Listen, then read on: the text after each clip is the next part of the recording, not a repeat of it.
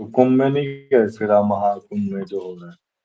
हाँ मैं बोला ना सर, महाकुंभ के लिए चला गया था, और वहां से फिर लखनऊ, लखनऊ से फिर वापस फिर अयोध्या गए हैं कल हम लोग, फिर वापस फिर रात को लखनऊ से वापस आए हैं सर, आज तो मतलब करीब बेटा दो वहाँ बजे घर भीड़ है पहुंचे। ज्यादा? मुझे भी जाना है। बहुत ज्यादा, बहुत है। ज्यादा भीड़ है, लेकिन उस भीड़ से कोई प्रॉब्लम नहीं है किसी को। इतना अच्छा। बड़ा क्षेत्र है कि पूछिए मत। चालीस मैं किलोमीटर भी जा रहा हूँ ना, मैं 24 तारीख की टिकट है मेरी।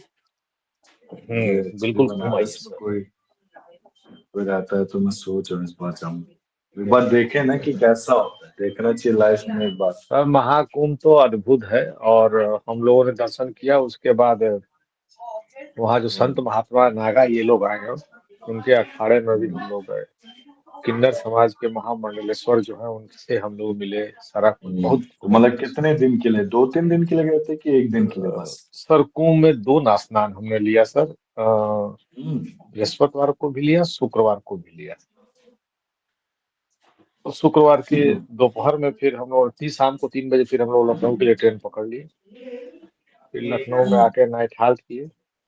फिर कल शनिवार को हम फिर हनुमानगढ़ी गए, श्री राम हम्म। मंदिर गए, सरयू जी का स्पर्श ये किया, ये बेस्ट। सब। हाँ सरजू हमारे घर से तो पास है बेटा, मैं खुद अयोध्या का रहने वाला हूँ। मैं हाँ अयोध्या सर। का रहने वाला हूँ, मैं आज तक कभी राम मंदिर नहीं घूमा, जाऊंगा, टाइम नहीं नहीं मिलता ना, जाइए, मेन दिक्कत है। जाइए सर, जाइए। हम्म। जाने के बाद लगता है कि इसके अतिरिक्त कुछ नहीं है जीवन में। ये तो है। अद्भुत है सर, अद्भुत। हनुमानगढ़ी का दर्शन मुश्किल था, लेकिन चूंकि हम लोग आर्मी से थे तो बताए तो लोगों ने छोड़ दिया, तो हम लोग जल्दी पहुंच गए, 10 मिनट में दर्शन हो गया। सही है।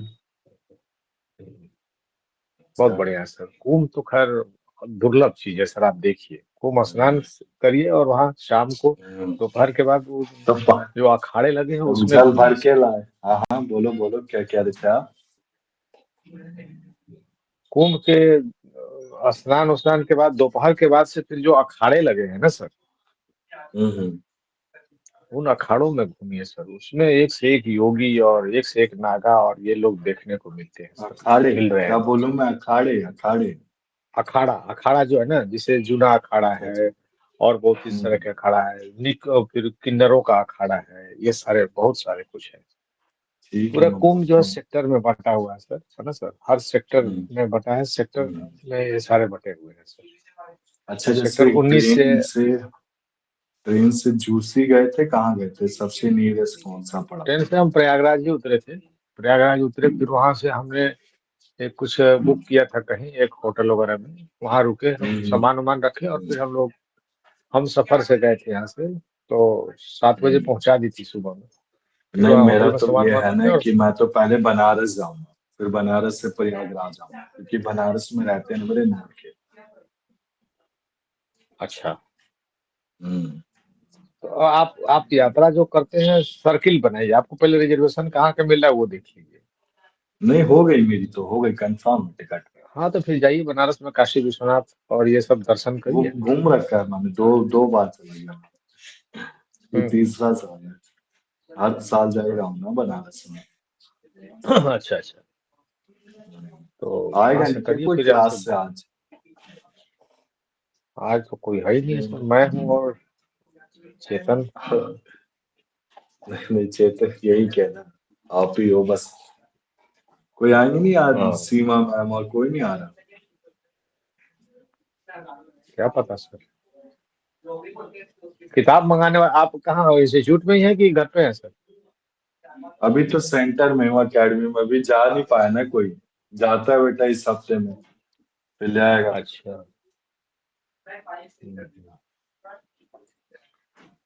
तो स्टार्ट बहुत ही करें हम? अद्भुत है सर। हाँ सर, स्टार्ट क्या? करिए। आज आज क्या पढ़ाएंगे सर? आज हम बेटा क्रिमिनोलॉजी एंड पेनोलॉजी करेंगे। अच्छा, वो नाइट शो देखने वाला है देवेंद्र, आपसे मेरे को बस ये पूछना था। नाइट नाइट शो वो शो वहाँ सेक्टर 7 है सर, सेक्टर 6 या 7 है। वहाँ पे हाँ कलाग्राम एक बना हुआ है सर। कलाग्राम, हाँ। हालांकि कुंभ से काफी दूर है, कुंभ में ही है, लेकिन त्रिवेणी हम्म। से दूर है। लेकिन हम्म। बहुत गजब का जगह है, एक से एक चीजें हैं, मैं आपको क्या बताऊं। हम्म।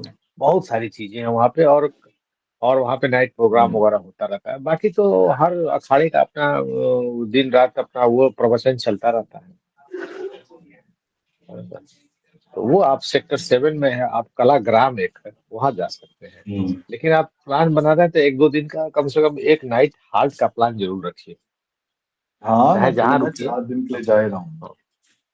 हाँ, तो कुंभ घूमिए सर, वाकई में सर ये हिंदू समागम हम्म, का स्थान है। सही बात है। हाँ, बहुत ही अच्छा सर। वहां से गंगा जल, सरस्वती और उसका पानी लाया आप? हाँ सर, ले आए। बढ़िया है बेटा। मेरा भी मन है कि तीनों का पानी देखो एक बार। हाँ सर, पूरा वो हम तो ऊपर, आप वहां से निकलिएगा कुंभ का दर्शन करके वट वृक्ष का भी दर्शन करिएगा। जो इसका किला में बर्थ वट ब्रिज, वृक्ष है। हाँ, वट ब्रड ब्रिज। वृक्ष, ठीक वट ठीक। वृक्ष वही पास में ही निकलेंगे, जब जहाँ नाव ले आएगा आपको लगाएगा, आप त्रिवेणी में संगम में स्नान जब करके आएंगे तो हम्म, तो फिर जो है आप वट वृक्ष का दर्शन करिएगा, वहीं किला में है वो। और फिर हम्म, सरस्वती जो जो वो हो गई हैं, जमीन में चली गई हैं, जिनका वो विलुप्त हो गई हैं, वो वहाँ सरस्वती का स्थान ये है, है उसका क्या? दर्शन करिएगा। फिर ठीक लेटे है। हुए हनुमान जी का दर्शन करिएगा। बड़ा ही अद्भुत है सर। बढ़िया बेटा। फिर हम स्टार्ट करें बेटा। हाँ हाँ सर, प्लीज करिए। पहले मैं नहा लूंगा, फिर नहाने के बाद ब्रड ब्रिज जाऊंगा, फिर अखाड़ा हाँ, नहाने के देखूंगा बाद पूरा। ही जाते हैं, नहाने के बाद ही जाते हैं। हम्म, हाँ, और लेटे हनुमान जी का दर्शन करिए, हालांकि उसमें टाइम लग जाता है, 2-2.5 घंटे लग जाते हैं। हम्म। तो हमने बेटा स्टार्ट किया था पिछली क्लास में क्रिमिनोलॉजी एंड पेनोलॉजी। ठीक है ना? क्रिमिनोलॉजी एंड पेनोलॉजी में हमने क्या क्या डिस्कस किया था? हमने टाइप्स ऑफ क्रिमिनोलॉजी के बारे में कुछ चीजें पढ़ी थी कि किस तरह के क्रिमिनल होते हैं।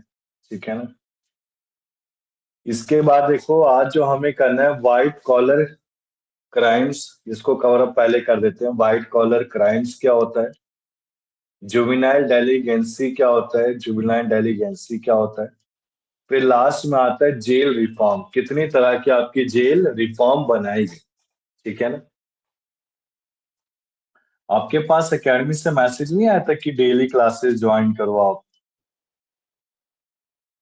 कहाँ डेली क्लास मतलब सर? अरे जो मतलब क्लासेस हो रही है इनको ज्वाइन करिए आप। नहीं, अभी मैसेज आया तो ये व्हाट्सएप में आता है ना सर, लिंक भेजते हैं वो शनिवार रविवार का। हम्म। वही ना? हाँ हाँ, मतलब उसके अलावा हाँ, भी। वो तो, इसके अलावा तो कोई मैसेज नहीं है सर। ठीक है, फिर देखो हम स्टार्ट करते हैं अपना white collar crimes. What is white collar crime? So basically, the crimes which is based on the organization और द कंपनीज, जो आपके क्राइम किस पे बेस्ड होते हैं, किसी ऑर्गेनाइजेशन या फिर कंपनीज पे बेस्ड होते हैं। जैसे कि किसी टैक्स की चोरी करना। अभी नोट्स नोट्स पहुंचे थे आपके पास? क्रिमिनोलॉजी का शायद नहीं पहुंचा है सर। भेजा तो था पिछली क्लास में, चेक करो। चेक कर लेता हूँ सर, एक सेकंड।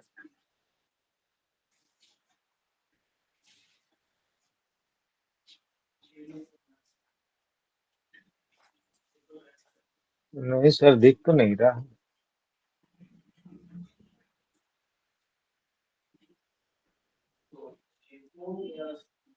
मिला? नहीं नहीं, नहीं भेजा है सर। हम्म, क्रिमिनोलॉजी का नहीं आया सर। भेजा था बेटा ना तो पिछली पेपर, क्लास में। नहीं नहीं, नहीं भेजा सर। मैं सामने देख रहा हूँ, मेरे सामने व्हाट्सएप ग्रुप खुला हुआ है। जो नीतू मैडम भेजती है वही ना? हाँ हाँ, नहीं, नहीं भेजा उन्होंने। मैं बोल देता हूँ।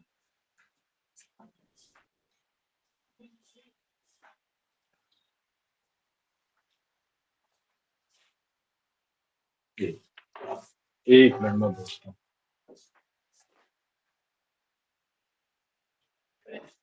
ये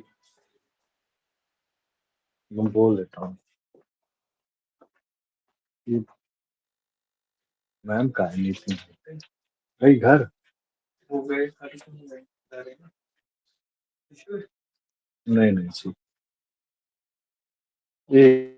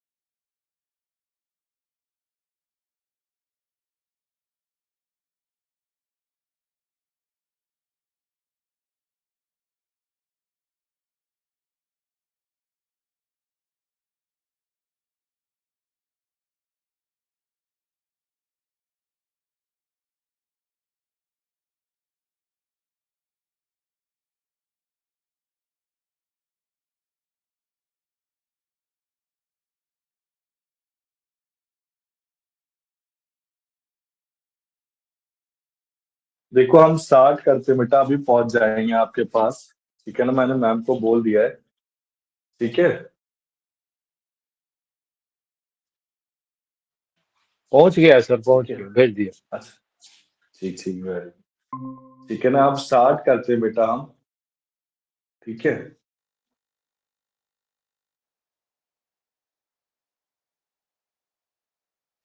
तो बेसिकली वाइट कॉलर क्राइम्स क्या होते हैं बताएंगे बेटा आप।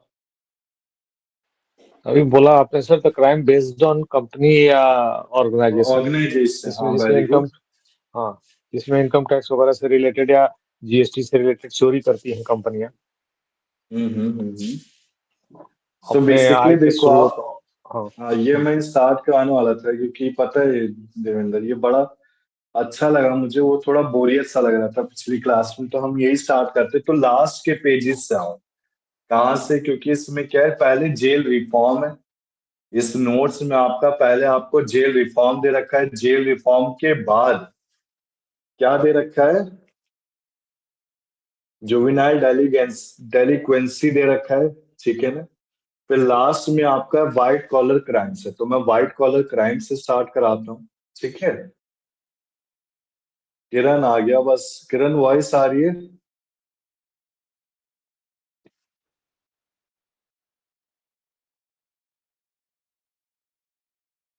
ये मिल गया ना नोट्स, इधर देखो लास्ट में ये 22 मिला आपको 22। हाँ सर, है सर।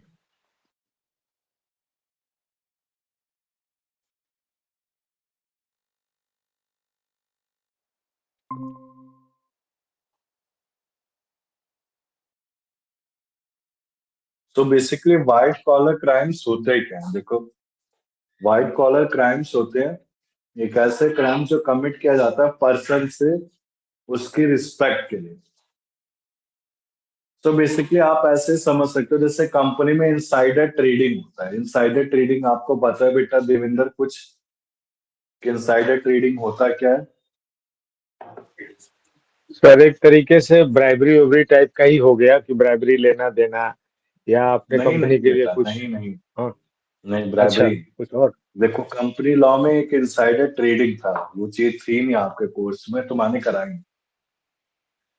इनसाइडर ट्रेडिंग होता क्या है कि कंपनी में कोई एम्प्लॉय, जैसे कंपनी का डिविडेंड डिक्लेयर किया जाता है, जब एनुअल जनरल मीटिंग होती है तो डिविडेंड डिक्लेयर करते समय उस डिविडेंड के बारे में या फिर आईपीओ आईपीओ के बारे में कोई इंफॉर्मेशन पब्लिक के पास चली जाए।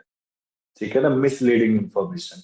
सो बेसिकली जो पब्लिक के पास जा रही है वो क्या हो गया आपका इनसाइडर ट्रेडिंग। अब वो इनसाइडर ट्रेडिंग करता कौन है? कोई एम्प्लॉय नहीं, कोई डायरेक्टर। डायरेक्टर हो गया, कोई ऑफिसर हो गया, ऑफिसर का ग्रेड हो गया, जो पब्लिक के पास डिविडेंड की इंफॉर्मेशन दे रहा है, जो डिविडेंड डिक्लेयर नहीं हो रहा है। तो बेसिकली इसको क्या बोलते हैं, इनसाइडर ट्रेडिंग बोला जाता है। ठीक है ना।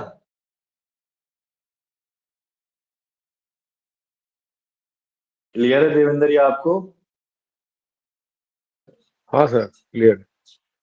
तो बेसिकली जो डिविडेंड की इंफॉर्मेशन हो गई है, किसी चीज तरह का आपका इंफॉर्मेशन पब्लिक के पास जा रहा है। ठीक है ना। वो क्या कहला, एक और वर्ड होता है कंपनी लॉ में, एक मिनट यार, स्किप हो रहा है मेरे दिमाग से, स्किप हो रहा है। तो बेसिकली ये जो इंफॉर्मेशन जाती है, हाँ याद आ गया, related party transaction, related party transaction section 188। सो आरटीपी, आरटीपी क्या होता है, रिलेटेड पार्टी ट्रांजेक्शन। जैसे कि हम कोई बिजनेस में कोई पार्टी को नहीं ले सकते हैं, जैसे कि कोई ब्रदर हो गया, सिस्टर हो गया, तो इनको इन्फॉर्मेशन नहीं होनी चाहिए। तो ये सारे इनसाइडर ट्रेडिंग अगर कंपनी में हो रही है और इस इनसाइडर ट्रेडिंग की रिपोर्टिंग होती है, वो रिपोर्टिंग किसके अंडर आती है, विजल मैकेनिज्म। उस कॉन्सेप्ट को क्या बोलते हैं देविंदर, हम विजिल मैकेनिज्म। ये बेटा आपका विजिल मैकेनिज्म होता है, reporting of such insider trading to the higher authority. इस process, this process is called visual mechanism, mechanism visual mechanism कहा जाता है। सो बेसिकली वैसे सेम व्हाइट कॉलर क्राइम है आपका। ये व्हाइट कॉलर क्राइम कहाँ से स्टार्ट किया गया था, आपको पता होना चाहिए। स्टार्ट किया गया था 1939 से।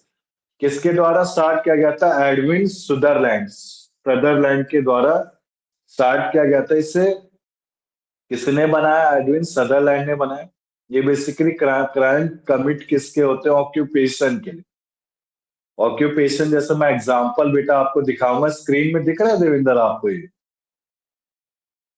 हाँ सर, दिख रहा है।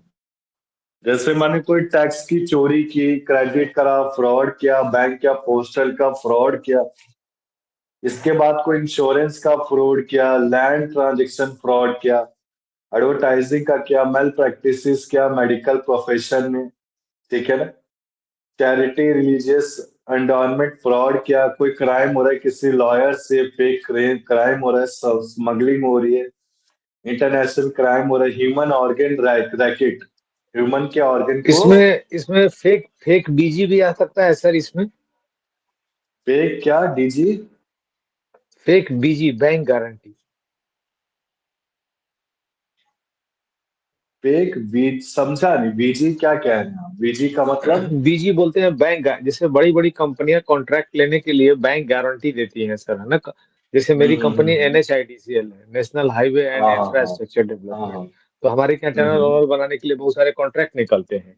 तो मैं चूंकि विजिलेंस में हूँ, तो मेरे सामने केस आता है सर कि कुछ लोगों ने जैसे हम्म 3% जैसे होल अमाउंट, जैसे मान लीजिए 225 करोड़ का कॉन्ट्रैक्ट है, तो टू पॉइंट हम्म थ्री फाइव या 25 करोड़ का बीजी देना होता है, मैंने बैंक गारंटी देना होता है।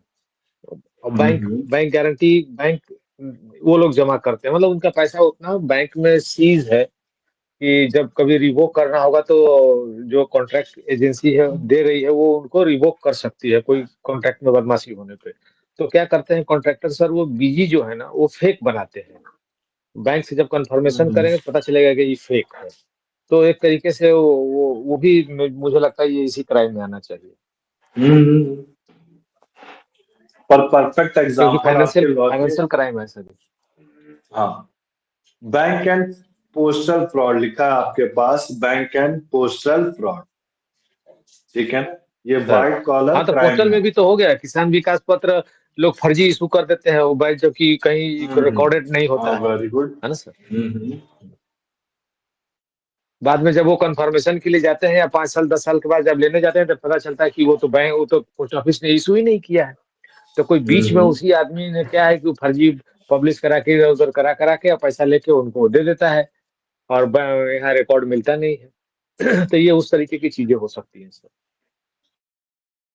करेक्ट है बेटा। अब इसके बाद देखो आप,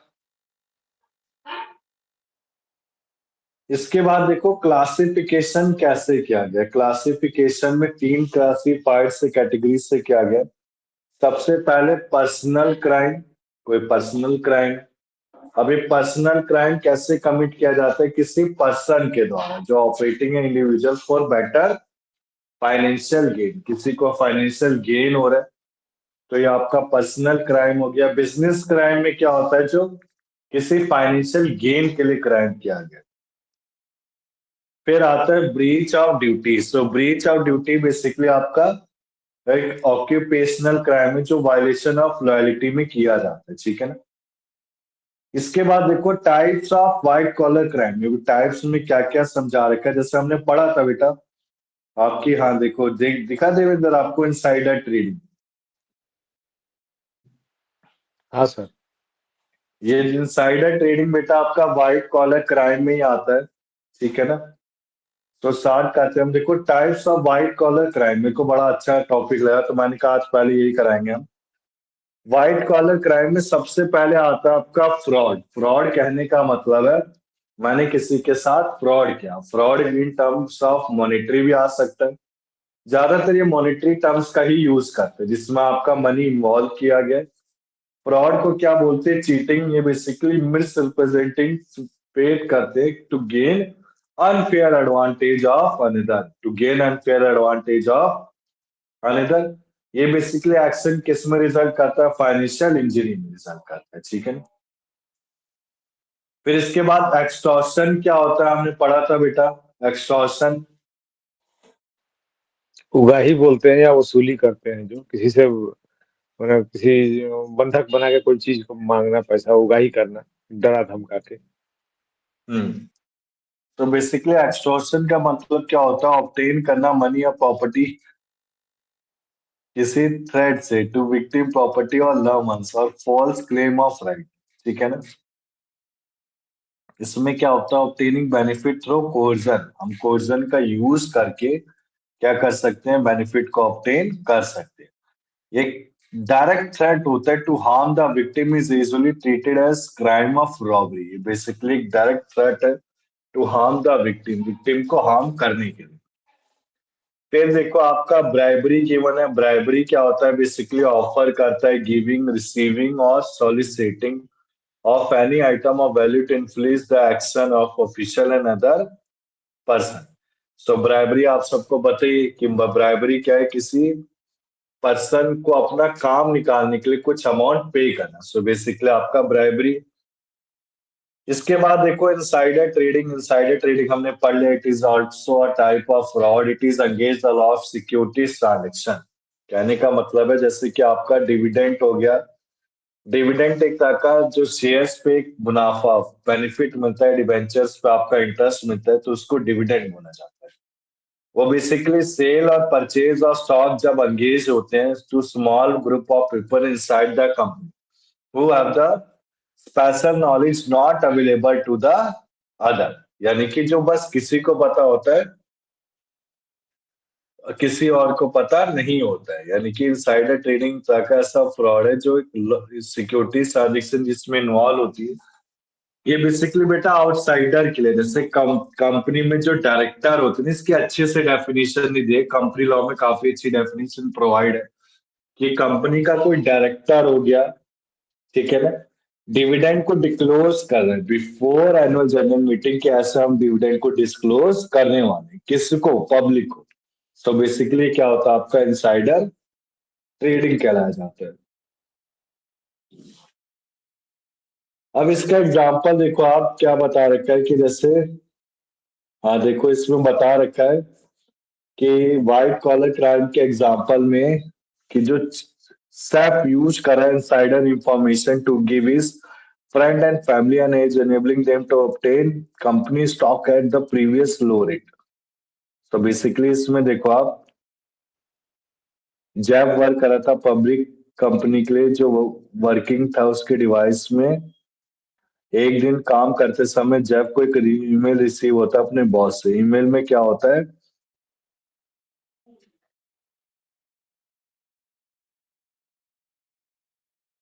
ईमेल के में कि शेयर्स को अनाउंस किया जाने वाला है। तो शेफ इमीडिएटली अपनी फैमिली फ्रेंड को कॉल करता है, उनको बोलता है कि कंपनी के share at the right way same time पे क्या कर लो? परचेज कर लो। सो इस केस में बाय द टाइम प्रोडक्ट को रिलीज कर दिया जाता है और स्टॉक परचेज कर लिए जाते हैं, ठीक है ना। यहां तक क्लियर है देवेंद्र? आगे चले हम। सर उसको जो ये काम कर रहा है उससे क्या हो रहा है सर, ये जरा मेरे को फिर से समझाइए, इसमें हार्म क्या हो रहा है कंपनी मुनाफा को? हो रहा है ना जैसे बेटा। उसने अपने फैमिली को बता दिया, उसमें क्या होगा हाँ फिर? हाँ, मुनाफा हो, मुनाफा हो रहा है ना। एक तरह से हम गलत कर रहे हैं, कंपनी के साथ हम मिसचीट कर, चीट कर रहे हैं ना। कंपनी को जो इन्फॉर्मेशन पब्लिक को देनी नहीं चाहिए वो पब्लिक के पास पहुंच रही है, पब्लिक क्या कर रही है, उसको परचेज कर रही है। तो किसका लॉस हो रहा है? कंपनी का हो रहा है। ठीक है। सर आखिर शेयर तो बिक ही रहा है ना सर। अरे तो शेयर, देखो शेयर की बात नहीं है इसमें, मैं बोल रहा हूँ इसमें। एक मिनट रुको आप। क्योंकि डिविडेंड एक उसी मिनट। को मिलेगा जिसके हम्म, पास उस डेट में वो शेयर होल्ड होगा। एक मिनट, ये आपके लिए एक नया टॉपिक है, एक मैं दिखा देता हूँ, एक सेकंड रुको बस आप।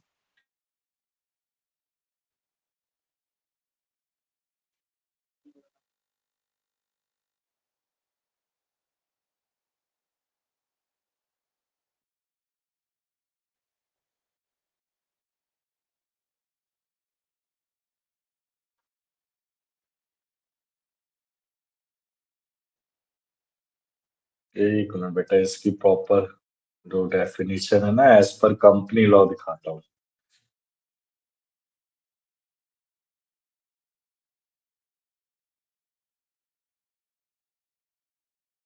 सर ये व्हाइट कॉलर है कि व्हाइट कॉलर है? कॉलर, कॉलर बोलते हैं इससे। हाँ, व्हाइट कॉलर बोलते हैं।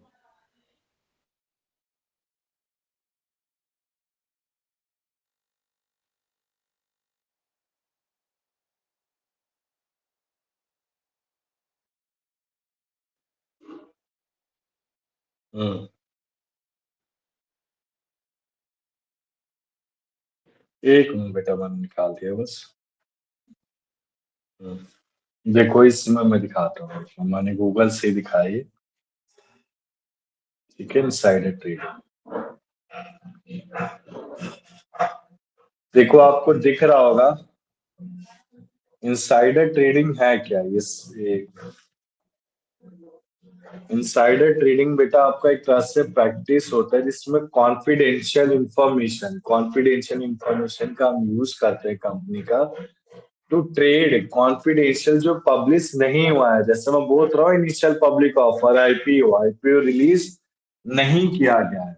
अभी अनपब्लिश प्राइस सेंसिटिव इंफॉर्मेशन जो जनरल पब्लिक को नहीं पता है, पब्लिश नहीं किया गया है, और रिलेट करता है किससे? Decision by the board of director of the company से।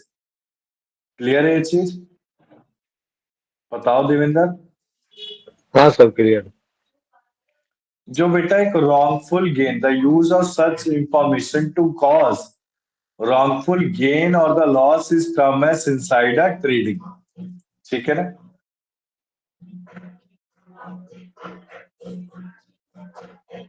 अब इसमें देखो, लिखा हुआ है क्या क्या इफेक्ट है। इफेक्ट आप पढ़ो कि जो इनसाइडर है वो अनफेयर एडवांटेज ले सकता है इंफॉर्मेशन का।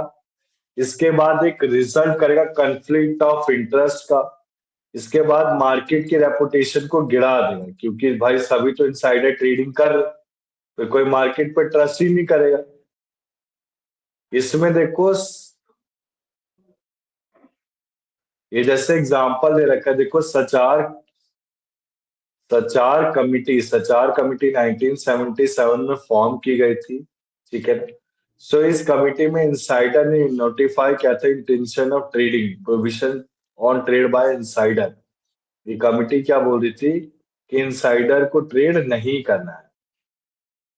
एक मिनट, एक वीजल मैकेनिज्म है नहीं ना इसमें, वो रिपोर्टिंग करता है सच नहीं है इसमें। क्लियर है देवेंद्र कि कराऊं बेटा आगे? एक वो मैं ठीक है सर। एग्जांपल। नहीं नहीं ठीक नहीं बेटा, एक मिनट। एग्जाम्पल से आप, मैं समझ गया ना, आपको नहीं आया समझ। एग्जाम्पल से करते हैं ये। इसमें बेटा डिविडेंड और आपका आईपीओ आ जाता है, जैसे जब एनुअल जनरल मीटिंग है ना।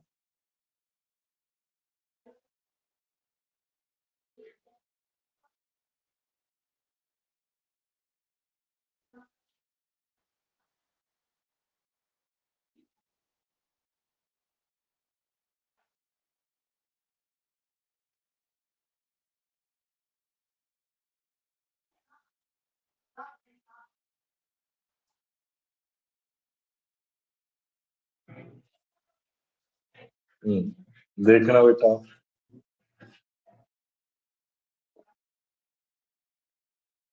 देखो आप, जैसे एग्जांपल है कि कम इनसाइडर इंफॉर्मेशन, देखो हाँ एग्जांपल से समझा है कि पर्सन अगर कंपनी के लिए काम कर रहा है और उसको पता चल गया कि कंपनी एक नए प्रोडक्ट को रिलीज करने वाली है, जिससे जो कंपनी का स्टॉक प्राइस है, कंपनी का स्टॉक प्राइस बढ़ेगा, तो उसके बाद वो they buy stock in the company before the news is made public, this is called insider trading.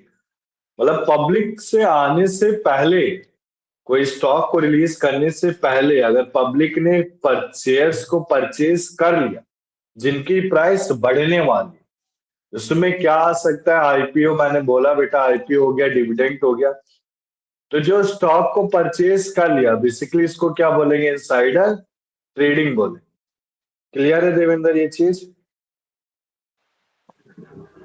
हाँ सर, क्लियर है अभी।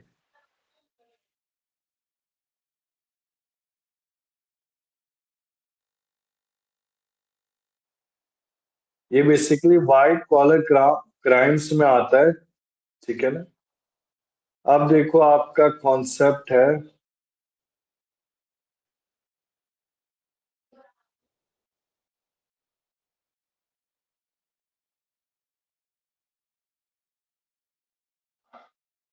इसके बाद देखो आप कॉजेस क्या क्या होते हैं व्हाइट कॉलर क्राइम्स के। कॉलर्स क्राइम के सबसे पहला, ये मास डिसओबीडियंस ऑफ लॉ, यानी कि हम लॉ को नहीं मान रहे, ठीक है ना। इससे होगा क्या, मास न्यूट्रलाइजेशन होगा लॉ का और ऑर्डर का, जो राइज दे रहा है ग्रुप नॉर्म को, जो अप्रूव करता है white collar crimes as normal response. इसके बाद देखो as per law commission report, second point क्या कह रहा है हमसे, जो inability of all section to appreciate in full the need result in emergence and growth of white collared and economic crimes render enforcement of law more difficult, यानी कि हमने compliance नहीं किया है लॉ के साथ, आपका कॉम्प्लायंसमेंट नहीं हो रहा है। फिर थर्ड पॉइंट देखो, जो इकोनॉमिक ग्रोथ इंडस्ट्रियल प्रोग्रेस है ग्लोब, वो इम्पोर्टेंट कोज ओवर राइज के लिए, मतलब हर कोई चाहता है कि हमारा इकोनॉमिक ग्रोथ हो, तो टैक्स की चोरी करेगा, फ्रॉड करेगा। इंडस्ट्रियल प्रोग्रेस में विंडो ड्रेसिंग हो गया, काफी सारी चीजों का मेथड का यूज करके अपने जो अकाउंट्स उसको काफी अच्छा दिखाते हैं, इससे क्या होगा, आपका जो क्राइम है वो इंक्रीज होगा। फिर फोर्थ पॉइंट कह रहा है क्रिमिनल लॉ एडमिनिस्ट्रेटर जजेस, ये बेसिकली ये भी आपके जो क्रिमिनल लॉ एडमिनिस्ट्रेटर और जजेस होते हैं, ये भी काफी हद तक व्हाइट कॉलर क्रिमिनल्स को प्रोवोक करते हैं towards, which result in their going scot free, जो कि एक तरह से फ्री में हो रहा है। White collar criminals are tactful, intelligent, stable under the cover of high social status. इसके इफेक्ट क्या है, इफेक्ट इम्प्लीकेशन, यानी कि इफेक्ट सबसे पहले आपका ये क्या होगा, सोशल डैमेज क्रिएट करेगा। फाइनेंशियल देखो आप, जो फाइनेंशियल लॉस है वो पब्लिक के लिए होगा, ठीक है ना। Financial law it causes the financial loss to the public and the society, and this crime causes the financial loss through robberies and burglaries etc, ठीक है।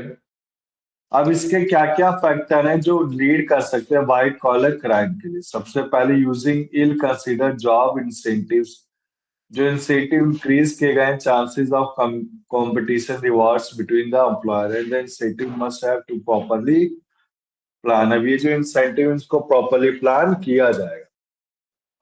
फिर देखो सेकंड पॉइंट क्या कह रहा है, नो एम्फेसिस ऑन एथिक्स, इस ये फैक्ट, एथिक्स को प्रॉपर्ली मेंटेन, प्रॉपर्ली यूज करना, प्रॉपर्ली अपने गाइडिंग रूल्स में लाने, ना लाने से क्या होगा, एक फैक्टर लीड करेगा किसके लिए, व्हाइट कॉलर क्राइम्स के लिए।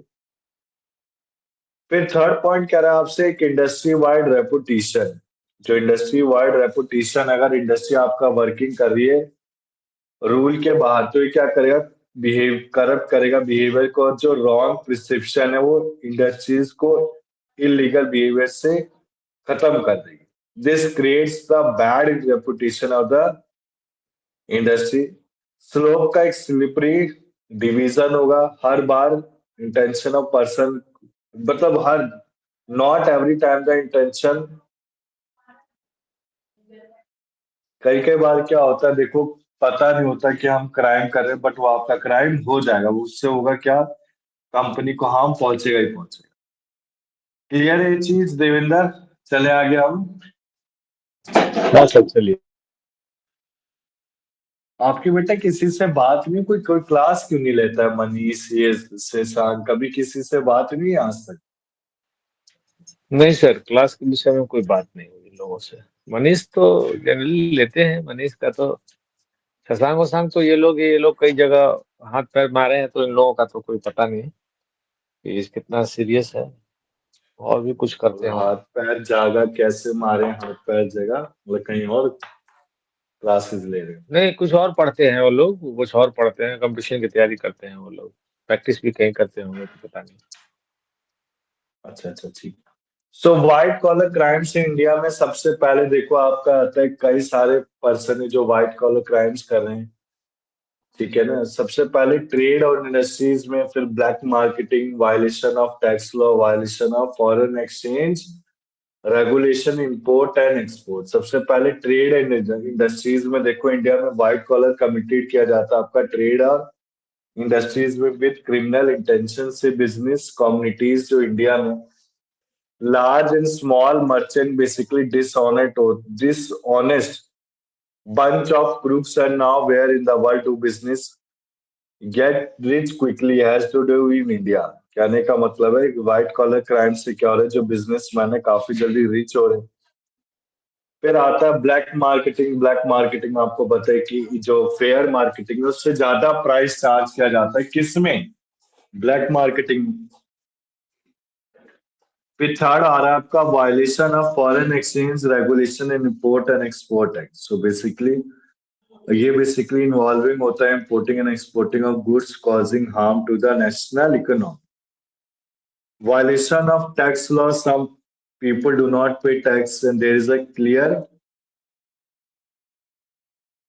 demarcation line. The tax paid is only a fraction of total income, rest goes on black money। Violation of tax law यानी कि टैक्स लॉ में आपको क्या रखा है, कितना टैक्स पे करना है, बट कई लोग इसको फॉलो ना करते हुए क्या करते हैं, वायलेशन करते हैं। तो this create the black money. ये बेसिकली क्या क्रिएट करेगा, आपका ब्लैक मनी क्रिएट करेगा। करप्शन हो रहा है आपका गवर्नमेंट एंड पॉलिटिक्स में। सो बेसिकली करप्शन एक ग्लोबल फेनोमेना है गवर्नमेंट एंड पॉलिटिक्स के लिए। पर्सन हैप्पी नहीं है जो सैलरी गवर्नमेंट में मिल रही है, तो बेसिकली वो मॉडर्न लग्जरीज के लिए लालच रखते हैं, जो कि एक रीजन है किसका, करप्शन। इसके बाद देखो measures to control white collar crimes. So basically क्या क्या मेजर दिए गए हैं व्हाइट कॉलर क्राइम्स को कंट्रोल करने के लिए। सबसे पहले देखो, जो पीपल का अवेयरनेस है और व्हाइट कॉलर क्राइम को कैसे हटाया जा सकता है, सबसे पहले एक मीडिया और प्रेस प्लेटफॉर्म होना चाहिए। एक social media audio visual aids दिखाने चाहिए। इंटेंसिव लीगल लिटरेसी प्रोग्राम काफी हद तक हेल्प करता है to help to reduce the white collar criminality to a considerable extent. यानी काफी हद तक जो सोशल मीडिया, इंटरनेट है, न्यूज़पेपर है, वो काफी हद तक हेल्प कर सकता है इसको कंट्रोल करने के लिए, इस क्राइम को। सेकंड पॉइंट देखेंगे हम कि व्हाइट कॉलर क्रिमिनल के लिए कम से कम जेल में कितनी सजा होनी चाहिए, 10 ईयर्स। इसके बाद एक सेपरेट चैप्टर होनी चाहिए व्हाइट कॉलर क्राइम्स के लिए, सोशल। एक आईपीसी, आपका आईपीसी में एक कोड इंट्रोड्यूस करना चाहिए। एक अर्जेंट नीड होनी चाहिए नेशनल क्राइम कमीशन, जो आपका टैकल करेगा problem of crime and criminality and all cases. फिर लास्ट में कह रहा public vigilance seems to be corner store of anti white collar crime strategy. जब तक व्हाइट कॉलर क्राइम आपका पब्लिक माइंड के दिमाग में अच्छे से नहीं आएगा, तब तक ये मिसबिहेव होता रहेगा। क्लियर है? बताओ। बताओ बेटा देवेंद्र किरण, क्लियर है ये चीज? ठीक है सर। बोरियत तो नहीं लग रही ना आपको? नहीं सर। इसके बाद देखो, measures to control the white collar crimes, क्या क्या मेजर है? सबसे पहले व्हाइट कॉलर क्राइम को कैसे are bound to multiply in large proportion, इनको कैसे प्रपोर्शन में डिवाइड किया गया? So control of this crime is a crucial problem for criminal justice administration in this country. हमारे कंट्री में इसको कंट्रोल करना एक काफी हद तक क्रूशियल प्रॉब्लम हो चुका है। सबसे पहले देखो हम क्या क्या कर सकते हैं मेजर। एक मिनट। इस, हाँ sorry, penalties and punishment of white collar crimes, क्या क्या पेनल्टीज एंड पनिशमेंट होनी चाहिए? ये सब बेटा आपका,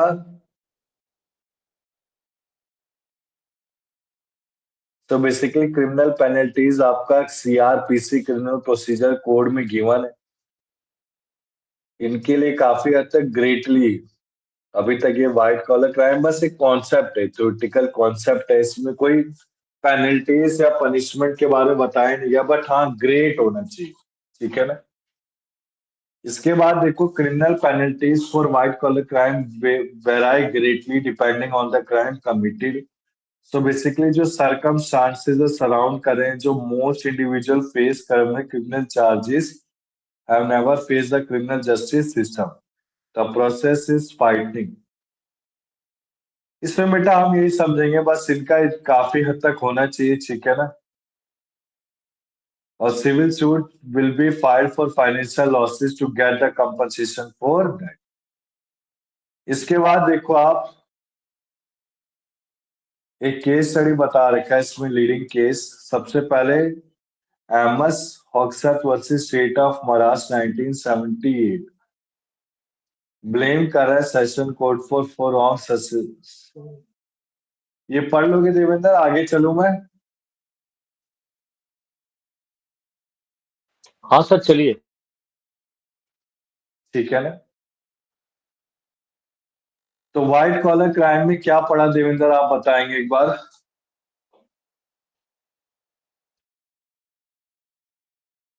बोलो बोलो बेटा। एक सेकंड अभी बताता हूँ सर। इसमें हम्म पढ़ लिए सर। वो आपने डेफिनेशन बता दिया था, हम्म क्लासिफिकेशन बता दिया है ना सर। तीन क्लासिफिकेशन थे एग्जाम्पल अगर इसमें। देना चाहें तो। हाँ, तीन क्लासिफिकेशन बताया था सर उसमें। उसमें बाद फिर causes of white collar crimes क्या है, इफेक्ट क्या है उसके, how to remove white collar crimes, measure to control white collar crimes, ये सब चीजें बताई।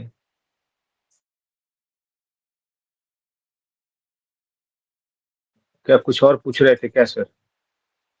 नहीं नहीं, एग्जाम्पल ही पूछा था बेटा मैं, कि एग्जाम्पल क्या क्या है आप व्हाइट कलर बताएंगे? का व्हाइट कलर का आपने बताया था, जैसे हम्म, एक जैसे इसी में एग्जांपल आपने दिया था कि किसी ने ईमेल किया अपने कर्मचारी को और उसने हाँ हाँ। कि कल डिविडेंड इशू का है सीन, तो उसने अपने फैमिली मेंबर्स को बता दिया, उन लोगों ने फिर उस शेयर को खरीद लिया। तो इससे एक तरीके से उसको अनड्यू बेनिफिट्स उसको मिला, है ना सर। उसके बाद मिस रिप्रेजेंटेशन ऑफ डेटा या इंफॉर्मेशन होता है, वो भी व्हाइट कलर में आपने बताया, वो सारी भी चीजें आती हैं। बैंक और इस जैसे चीजों की, पोस्टल की जो जो फ्रॉड फ्रॉड होते हैं, वो सब company white collar. Organisation related fraud है, वो सारे के सारे व्हाइट कॉलर क्राइम्स में हाँ, आते हैं। ठीक कंपनी है? इंडिविजुअल भी कंपनी से रिलेटेड कर रहे हैं तो भी, तो बताया था आपने। हाँ हाँ। पर्सनल पर्सनल क्राइम जो कर रहे हैं। इनसाइडर ट्रेडिंग हो गया। जैसे हम types of white collar crime के बारे में देखें तो टाइप्स में रॉबरी, एक्सटोर्शन, फ्रॉड, ठीक है ना, इनसाइडर ट्रेडिंग, तो ये सारी किस में आती है आपकी? व्हाइट व्हाइट कॉलर कलर में आती क्राइम्स है। में आते हैं। ठीक है ना? इसके बाद देखो बेटा, आपका नेक्स्ट टॉपिक स्टार्ट होता है क्या? जुवेनाइल डेलिगेंस। ये भी सेम आपका किससे रिलेट करता है? वाइट से। एक मिनट बेटा, मैं खोल देता हूँ पहले। हाँ,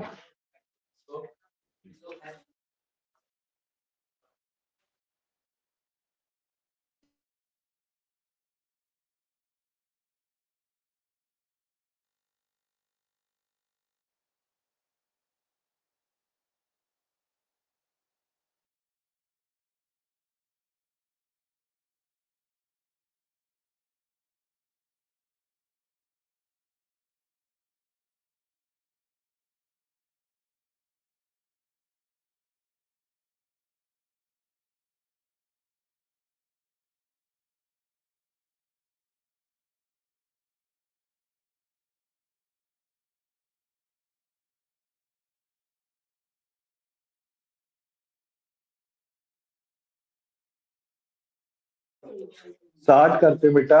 अब हमारा जो टॉपिक है वो क्या है, देखो आप,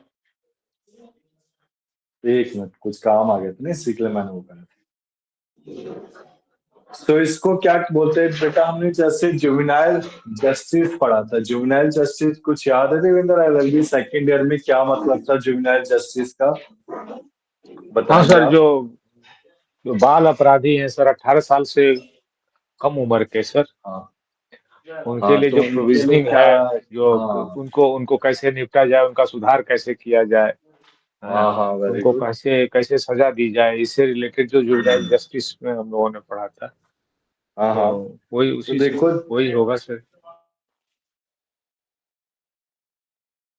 तो बेसिकली आज जो टॉपिक है आपका क्रिमिनोलॉजी में, वाइट कॉलर क्राइम्स। देखो देवेंद्र, मेरे बोलने में शायद एक दो शब्द थोड़े वो हो जाए, पर कोई दिक्कत नहीं, कॉन्सेप्ट वही से।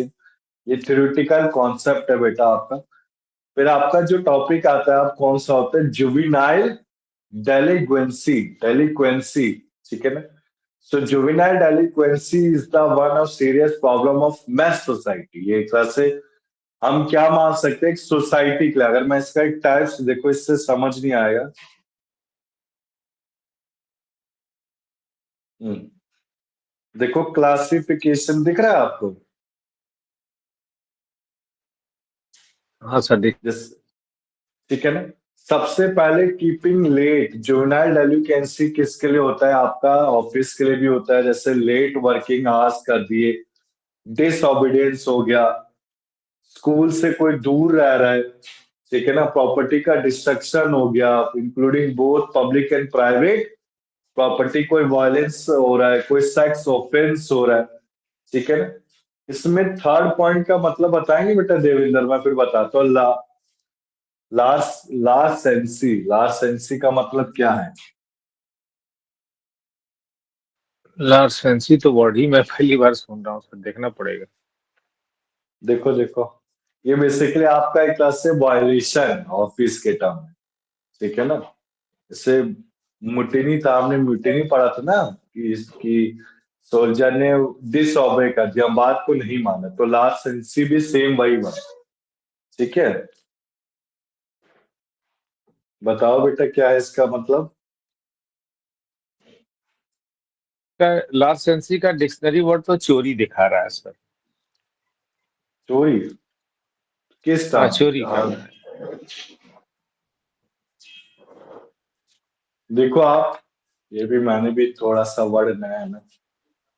देखो जुवेनाइल डेलिगेंसी हमने कैसे, डिफरेंट स्कॉलर ने डिफरेंट बेसिस पे इसको डिफाइन कर रखा है। सबसे पहले कंपनी में कोई लेट वर्किंग आवर कर रखा है, स्कूल से हम स्टे हो रखे हैं, ठीक है ना, प्रॉपर्टी का डिस्ट्रक्शन हो रहा है जिसमें both public and private public property आ गया, और सेक्स ऑफेंस। ये बेसिकली आप कंपनी में समझेंगे बेटा, ठीक है ना, कंपनी से रिलेटेड टॉपिक है। इसके बाद देखो आप,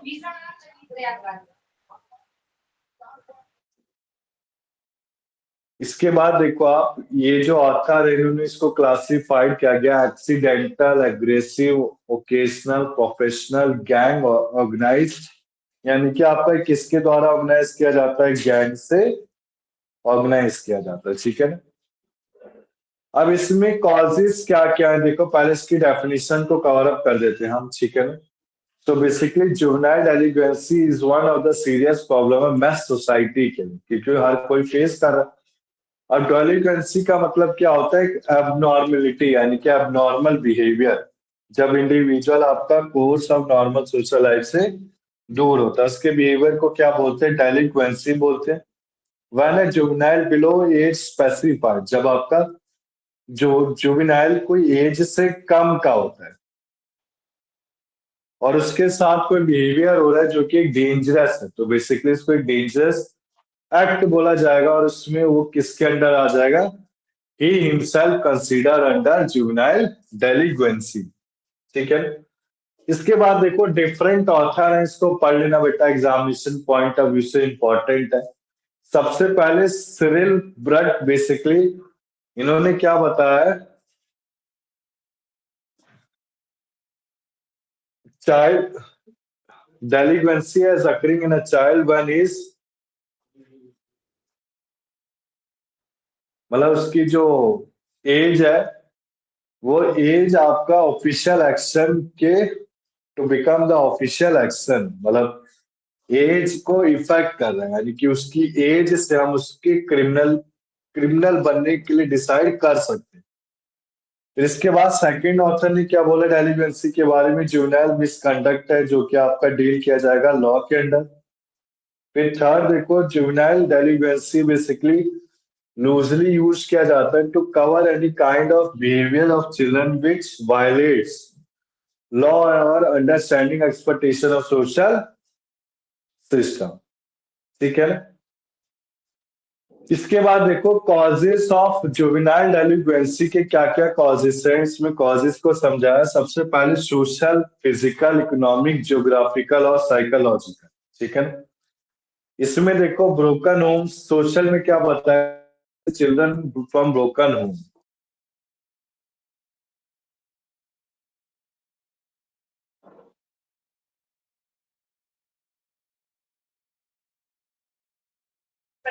सोशल फैक्टर में तो सर बहुत कुछ आते हैं, जैसे अज्ञानता है, पढ़ाई लिखाई नहीं है, हाँ पेरेंटिंग अच्छी नहीं हाँ है। हाँ, करेक्ट है बेटा। तो बेसिकली देखो ब्रोकन होम्स में जो चिल्ड्रन है, ब्रोकन होम से यानी कि जो अपने घर से दूर हो रखे हैं, जिनके माता पिता नहीं सर, डेथ हो ब्रोकन रखी है, जो ब्रोकन होम का मतलब जिनके पेरेंट्स शायद अलग होते होंगे सर, ठीक से पढ़िए, जिनका डाइवोर्स हो गया है, जिन पेरेंट्स का, वो जिस जो हाँ परिवार हाँ, टूट गया है। वही तो बता रहा हूँ बेटा मैं, कहाँ अलग है मेरा। हाँ, ब्रोकन जो होम जिनके मीन्स परिवार टूट होम्स, गए, एक ऐसा घर जिसमें पेरेंट्स माता डाइड पिता हो। अलग रह रहे हो सर, पेरेंट्स अलग रह रहे हैं, तो हम्म टूटा हुआ घर है, उसके बच्चों में ये थोड़ा प्रॉब्लम आता है। कोई एंटी सोशल एक्टिविटीज उन्होंने स्टार्ट कर दी तो डेलिवेंसी के अंडर आ जाते। ठीक है। इसके बाद देखो पेरेंट एटीट्यूड एट होम, अगर पेरेंट का जो बिहेवियर है वो काफी अच्छा नहीं है, जिससे जो बच्चा जुवेनाइल डेलिगेंट बन गया, अर्बनाइजेशन हो गया, मॉडर्न फैमिलीज में पेरेंट्स के पास कम समय अपने बच्चे के पास, उनके गाइडेंस के बिना एक चाइल्ड का नॉन आइडियल लाइफ हो जाता है। ठीक है ना। इसके बाद lack of proper education, improper education or lack of proper guidance during the school days can increase the criminal activities। ठीक है ना। अगर improper education और lack of proper guidance है तो इससे क्या हुआ, उसका क्रिमिनल एक्टिविटीज में ज्यादा बढ़ावा हुआ। इसके बाद देखो फिजिकल फैक्टर में हेरिडिटी, यानी कि फादर ही उसका डेलिवेंट था, फादर की वजह से बच्चे पे प्रभाव पड़ा तो बच्चा भी डेलिक्वेंट बन गया। ठीक है ना। फिजिकल डिसेबिलिटीज में देखो कुछ सोसाइटी एक्सेप्ट नहीं करती फिजिकली डिसेबल हैंडीकेप चिल्ड्रन को, जैसे कि blind deaf children, as they believe they are good for nothing, वो किसी के लिए अच्छे नहीं। तो इस केस में कुछ पर्सन अपने बच्चों को छोड़ देते, रिफ्यूज कर देते अपने साथ रहने के लिए। सो बेसिकली ये प्रॉब्लम क्या कहलाता है चाइल्ड में, जुवेनाइल डेलीगेट बनने के लिए फैक्टर इंपॉर्टेंट है, कॉज क्रिएट करता है।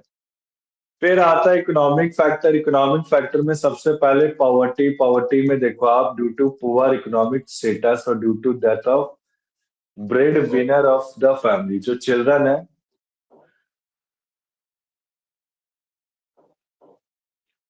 पॉवर्टी में बेटा, ये वो भीख मांगना हो गया बच्चे को, एक डेलीगेंट क्रिएट कर देता है। फिर आता है आपका child labour, child abuse, abuse करना, चिल्ड्रन को नेग्लेक्ट करना है, उससे क्या होता है, जुवेनाइल डेलीगेंट बन जाता है वो।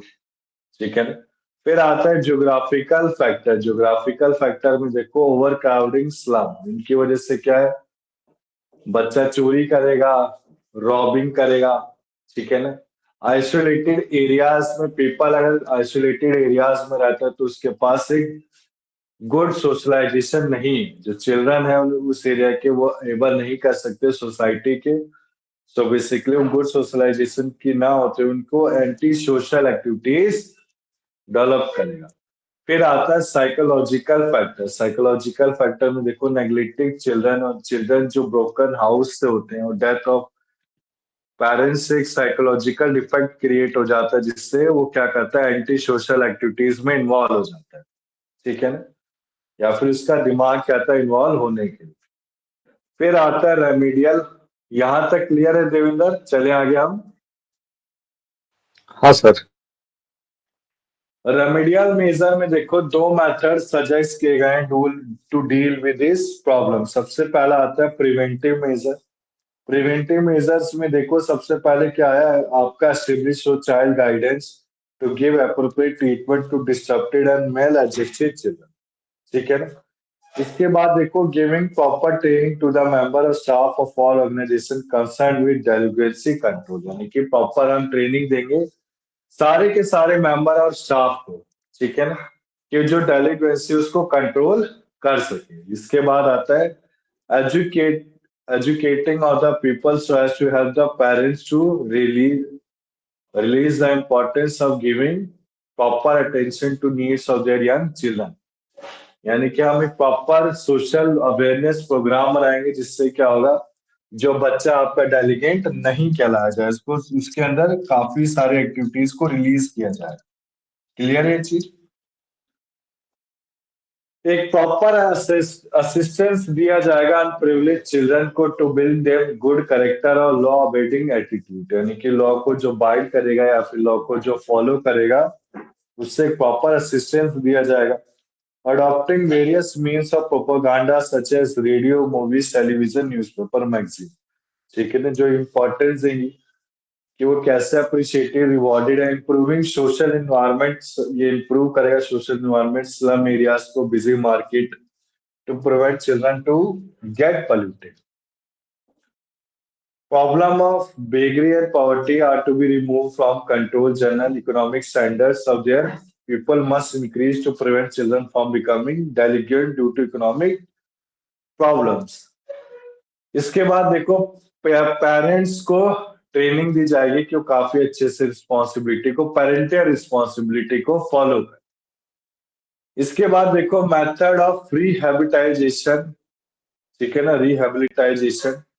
सो बेसिकली इसमें देखो ये सारे एक्ट दे रखे हैं आपके कि various legislation have been made to deal with the juvenile delinquency. सबसे पहले जो फर्स्ट जुवेनाइल कोर्ट कहाँ हुआ था, इंग्लैंड में हुआ। फिर चिल्ड्रन एक्ट पास किया गया, फिर आपका एप्रिसिएटिव्स एक्ट 1850 आया, फिर रिफॉर्मेटिव स्कूल्स एक्ट 1897 आया, फिर जुवेनाइल स्मोकिंग एक्ट आया, suppression of fame moral traffic act, probation of offender act आया, borstal school act for adolescence. ठीक है। इसके बाद देखो institution to rehabilitate juvenile delinquent. सबसे पहले रिमांड होम्स। रिमांड होम मैंने child is apprehended under the act he is brought before the magistrate within the 24 hours. कहने का मतलब है, आपको बताइए बेटा 24 आवर्स, जैसे अगर हमने किसी क्रिमिनल को पढ़ा तो उसे 24 आवर्स तक प्रेजेंट होना पड़ेगा कोर्ट के पास। ठीक है, जो पुलिस ऑफिसर है वो ले जाएगा जस्टिस के पास विद इन द 24 आवर। अगर नहीं ले गया तो उसको फ्री कर दिया जाएगा। क्लियर है देवेंद्र ये चीज आपको। हाँ सर, क्लियर। तो इसमें देखो क्या क्या इंस्टीट्यूट किए गए। एक तो remand home. Remand he is kept in remand home until the final disposal of the case take place, यानी कि घर बनाया गया जाता है बच्चों के लिए जहां पर बच्चों को रखा जाए।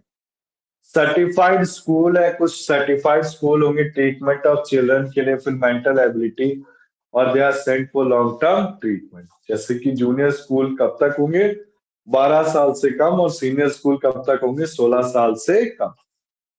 ऑक्सिलरी होम्स बेसिकली डेलिक्वेंट्स कब किया जाता है, टाइम स्टडी वर्कर के लिए जो सेंड किया जाएगा सर्टिफाइड स्कूल के लिए।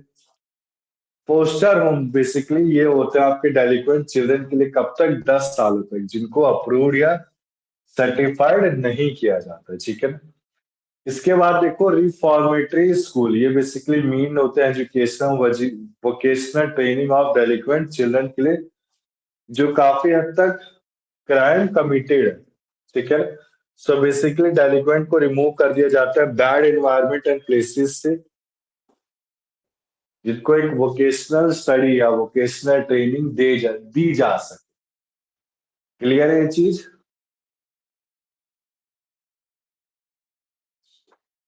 बोलो बेटा देवेंद्र। हाँ सर। इसके बाद देखो आप फिर है फिफ्थ पॉइंट आपका ब्रोस्टल इंस्टीट्यूशन। तो बेसिकली ये ब्रोस्टल इंस्टीट्यूशन एक सोशल ट्रीटमेंट दिया जाता है एडोलेसेंस ऑफेंडर को बिटवीन 15 से 21 ईयर तक। अब ये बेसिकली दो तरह के हैं, जैसे कि आपका क्लोज इंस्टीट्यूशन और ओपन इंस्टीट्यूशन। क्लोज में क्या होता है, जिसमें it is converted prison building and security provided when necessary, security provided किया जाता है।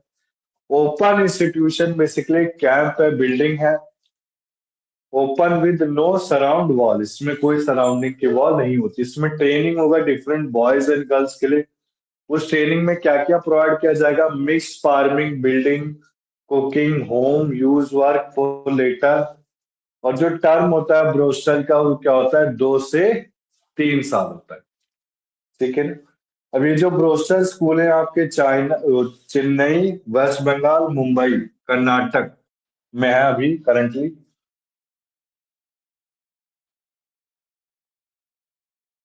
क्लियर है चीज। बताओ बेटा देवेंद्र। हाँ सर। सो एक बार आप 2-3 मिनट के लिए बताएंगे हमने अभी क्या क्या पढ़ा जुवेनाइल डेलिक्वेंसी के बारे में, क्या होता है और क्या करना चाहिए, बस थोड़ा सा बता दो आप, इनफ। बोलो बेटा।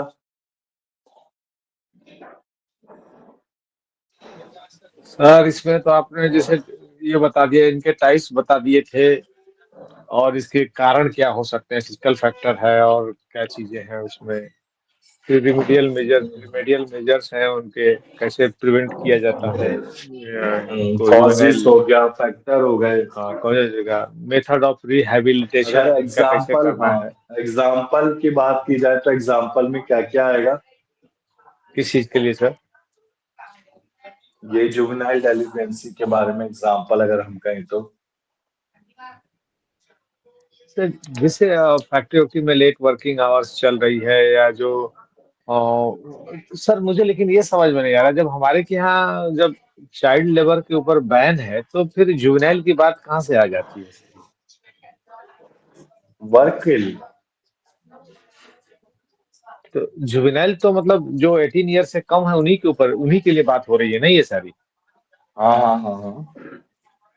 तो तो सर, अच्छा, तो उनके लिए, हाँ चलिए ठीक है, समझ में आ रहा है कुछ भी। तो ये मैं वही लॉजिकली सोच रहा था कि जब जब जब जुवेनाइल, जब ये चाइल्ड लेबर बंद है, तो फिर हम्म। इंडस्ट्री में इनका यूज कहाँ होगा सर? नहीं होगा। इंडस्ट्री में। एनीवे, हाँ, इंडस्ट्री में चाहे, या कहीं इधर कहीं वो बता रहे हैं ना, कहीं इंडस्ट्री वगैरह में या कहीं ऑर्गेनाइजेशन में, कहाँ यूज करेंगे फिर इनको? उसके एक चाइल्ड को तो एग्जाम्पल यूज तो करके। बताया बेटा, जैसे किसी कहीं कहीं जगह पे वो काम कर रहे हैं, कोई चोरी कर लेता हाँ है लड़का, तो जो लड़के ने चोरी की, कोई गुनाह कर दिया, लड़की को, मतलब लड़की को टच कर दिया, कुछ भी हाँ, हो गया समथिंग, ठीक है, समझ, तो उसमें ये सर जुवेनाइल समझ गया, डेलिजेंसी का एक टर्म यूज किया जाएगा बेटा, एक थ्योरी टर्म। समझ गया सर। तो ठीक है ना। रिहैबिलिटेशन में इनके लिए इंस्टीट्यूशंस भी बने हुए हैं सर, जुवेनाइल्स के लिए सर। हम्म उसके लिए ये शेल्टर है सर, और कई स्कूल्स हैं। उस स्कूल में भी जूनियर्स के लिए हम्म अलग है, जो अप टू 12 ईयर्स है, और सीनियर्स स्कूल हैं जो 18 ईयर्स से कम के हैं, 3 साल तक मैक्सिमम उसमें उनको रखा जा सकता है, और विभिन्न तरह की, बहुत तरह की वेरियस ट्रेनिंग उनको दी जा सकती है, दिए जाने का हम्म। प्रोविजन है सर उनको, रिहेबिलिटेशन का। फिर ये रेमेडियल मेजर्स में है, पेरेंट्स को भी अच्छी तरीके से पेरेंटिंग पेरेंटिंग का वो तौर तरीका सिखाया जाए। और ये निगलेक्ट भी होते रहते हैं, क्योंकि स्लम उलम में इधर उधर नेग्लेक्टेड एरिया में रहते हैं, तो इसलिए वो भी क्राइम उसमें वो आने का प्रॉब्लम होता है सर, डिलिंक्विशनेस उनके अंदर डेवलप होता है। तो यही सब सारी चीजों को रिमेडियल मेजर्स में ये हो जाते हैं। और फिर आपने बताया सर मेथड रिहैबिलिटेशन का क्या है, तो वो वेरियस स्कूल्स हैं, ऑर्गेनाइजेशंस हैं जो इनको रिफॉर्म करने के लिए हैं सर।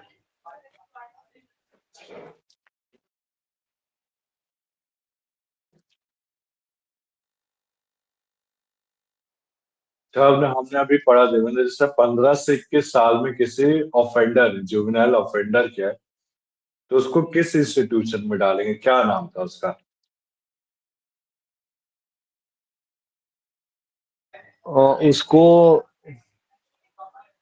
उसको तो हम्म। उसमें डालेंगे ना, फिर से बोलिए सर, 15 से 21 की, 15 से 21 में पंद्रह सर। से इक्कीस बेटा, उसको तो, 15 से 21। हाँ, तो उसको जो वॉल वॉल वाला जो सीनियर स्कूल है, जो बाउंड्री वॉल जो बाल में है, उसमें 3 साल तक के लिए मैक्सिमम उसको सजा दी सकती है, जहाँ उसका रिफॉर्मेशन के लिए हम्म। वेरियस ट्रेनिंग भी दी जाएगी उसको।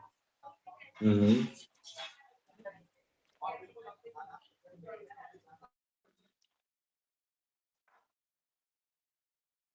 उसको ब्रोस्टल ब्रोस्टल है ना, ब्रोस्टल इंस्टीट्यूशन। हाँ हाँ हाँ हाँ, जैसे आप ब्रोस्टल स्क्रीन में देख इंस्टीट्यूशन, रहे मुझे होगे, ओपन हाँ एंड वो क्लोज ध्यान, इंस्टीट्यूशन, हाँ हाँ हाँ, वो ध्यान नहीं आ रहा उसमें था। डाला जाए। तो देखूंगा एक बार, तो कोई नहीं। देखूंगा तो याद आ जाएगा सर, ये बुक पढ़ना पड़ेगा ये। हम्म, कोई नहीं। तो हमने बेटा अभी कौन से 2 टॉपिक क्या बताएंगे एक बार, फिर थर्ड टॉपिक करके फिनिश करते हैं इसको। क्या चीज का सर ये? अभी हम्म। तो आपने,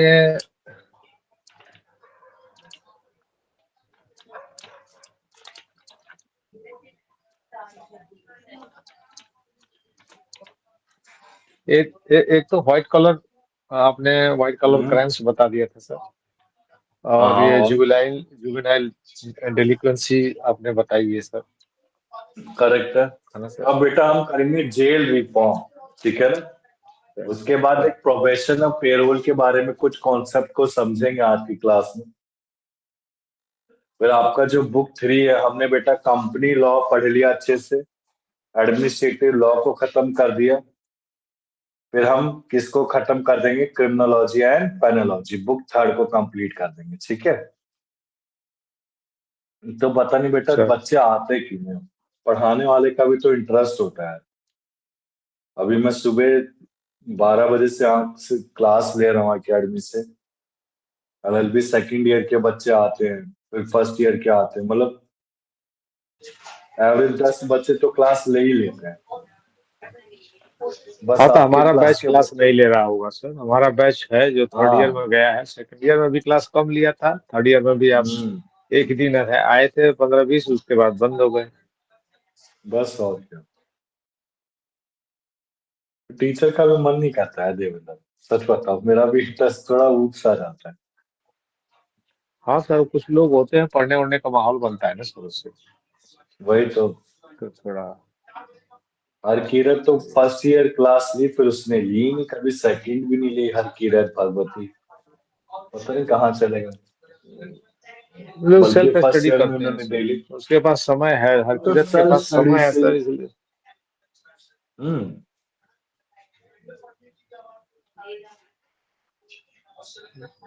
समय बहुत ज्यादातर तो वर्किंग वाले लोग हैं हमारे में, लेकिन कुछ लोग जैसे सीमा मैडम बोलते हैं काम नहीं करती हैं, दूसरा वो एक लड़की थी, मैं नाम बोल रहा हूँ उसका, भगवती। भगवती, हाँ, तो उसका पता नहीं क्या सीन है,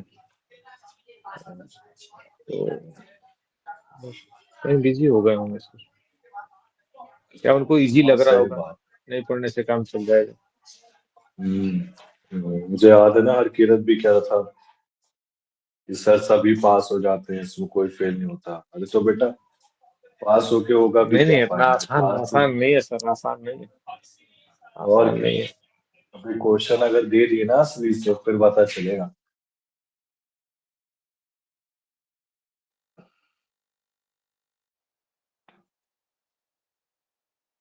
क्या कर सकते हैं बेटा। छोड़ो, देखो अब स्टार्ट करते हैं हम, reform in jail and juvenile homes. So basically क्या क्या रिफॉर्म किए गए जेल मैनुअल और रूल्स, ठीक है। सो जेल रिफॉर्म आपका यूनिट 3 है, जो यूनिट 3 आपके प्रीवियस नोट्स में नहीं था। मैंने कहा था देविंदर कि मैं प्रोवाइड करूंगा, तो आज प्रोवाइड है, आज की खत्म क्लास में प्रोवाइड होके मैंने खत्म भी करा दिया, ठीक है ना। तो सो बेसिकली, हाँ बोलो बेटा। पढ़ाइए सर, कोई नहीं। तो देखो आप अब यार एक बात बताओ देवेंद्र, मेरे पढ़ाने में कोई कमी हो तो अलग बात है, मैं तो नोट्स हर डेली ला के लाता हूँ, तब भी बच्चे नहीं आते, मैं क्या बोलूं।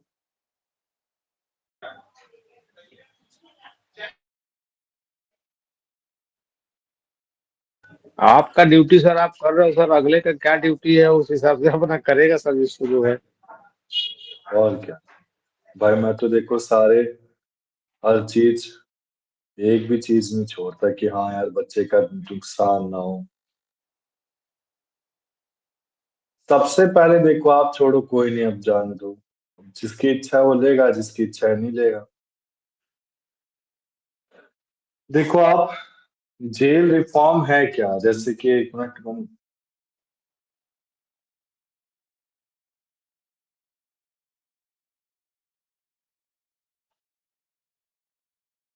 देखो सबसे पहले फ्रिक्वेंटली आज कुछ क्वेश्चन एमसीक्यू के कर लेते हैं, क्या बताइए, आ भी सकते हैं आपके, ठीक है ना।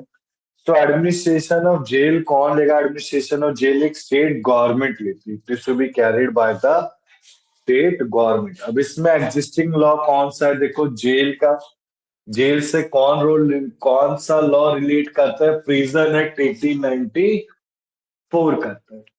इसके बाद देखो कौन कौन से बेसिक प्रिंसिपल है जो रिगार्ड करेंगे ट्रीटमेंट ऑफ प्रिजनर के। सबसे पहले ये आपका, जैसे हमने एलएलबी सेकेंड ईयर में पढ़ा था, क्रिमिनल प्रोसीजर कोड में डबल जियोपार्डी और प्ली वाला, ड्राफ्ट प्लीडिंग वाला हमने पढ़ा था। तो बेसिकली इसमें क्या क्या प्रिंसिपल है देखो आप, जो रिगार्डिंग करेंगे ट्रीटमेंट ऑफ प्रिजनर के। सबसे पहले इम्प्रिजनमेंट होना चाहिए, देखो आप, इम्प्रिजनमेंट आपका रिड्यूस ना हो, कि इम्प्रिजनमेंट प्रिजन से नॉन प्रिजन नहीं होना चाहिए। सारे के सारे प्रिजनर को एक ह्यूमन राइट मिलना चाहिए, लिमिटेशन ऑफ इम्प्रिजनमेंट से। इम्प्रिजनमेंट खुद से एक पनिशमेंट है और इसे आगे नहीं किया जा सकता है, ठीक है।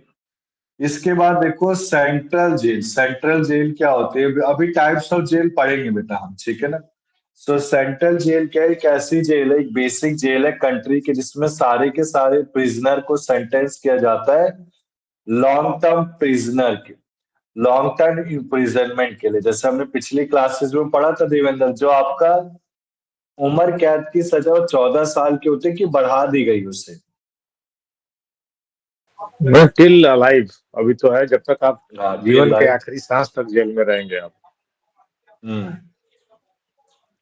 तो बेसिकली सेंट्रल जेल है जिसमें एक लॉन्ग टाइम इम्प्रिजनमेंट को कैप किया जाता है। स्टेट जेल अलग होता है, सेंट्रल अलग होता है, ठीक है ना। ब्रोस्टल स्कूल क्या होता है, ब्रोस्टल स्कूल हमने पढ़ लिया, एक यंग ऑफेंडर के लिए होता है, जिसे 15 से 21 साल तक रखा जाता है। इसमें दो इंस्टीट्यूशन आते हैं आपके, ओपन इंस्टीट्यूशन और क्लोज इंस्टीट्यूशन, ठीक है ना। इसके बाद देखो आप, whether the children are kept in prison, नहीं प्रिजन में नहीं रखा जाता, उसे अलग से एक स्कूल में रखा जाता है, अभी पढ़ी लिया हमने, प्रोस्टल स्कूल में रखा जाता है, ठीक है ना। इसके बाद देखो आप, अब इसमें बेटा देखो, जो जेल रिफॉर्म हम पढ़ रहे हैं, जेल रिफॉर्म में टाइप्स ऑफ जेल के बारे में पढ़ेंगे, एक मॉडल जेल रिफॉर्म मैनुअल क्या होता है, ठीक है ना। So what purpose the model prison manual sir, ये पर्पस क्या सर्व करता है, कि डेवलपिंग प्रिजन सिस्टम।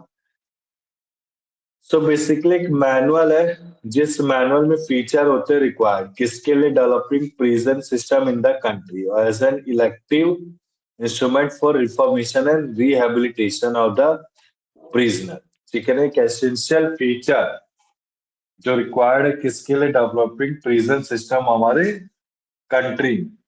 अब ये करेक्टर क्या क्या पोजेस करता है for success of reformation of the prisoner, ये बेसिकली डिपेंड है आपका डिवोशन, टैक्टफुलनेस ऑफ प्रिजन स्टाफ, ठीक है ना।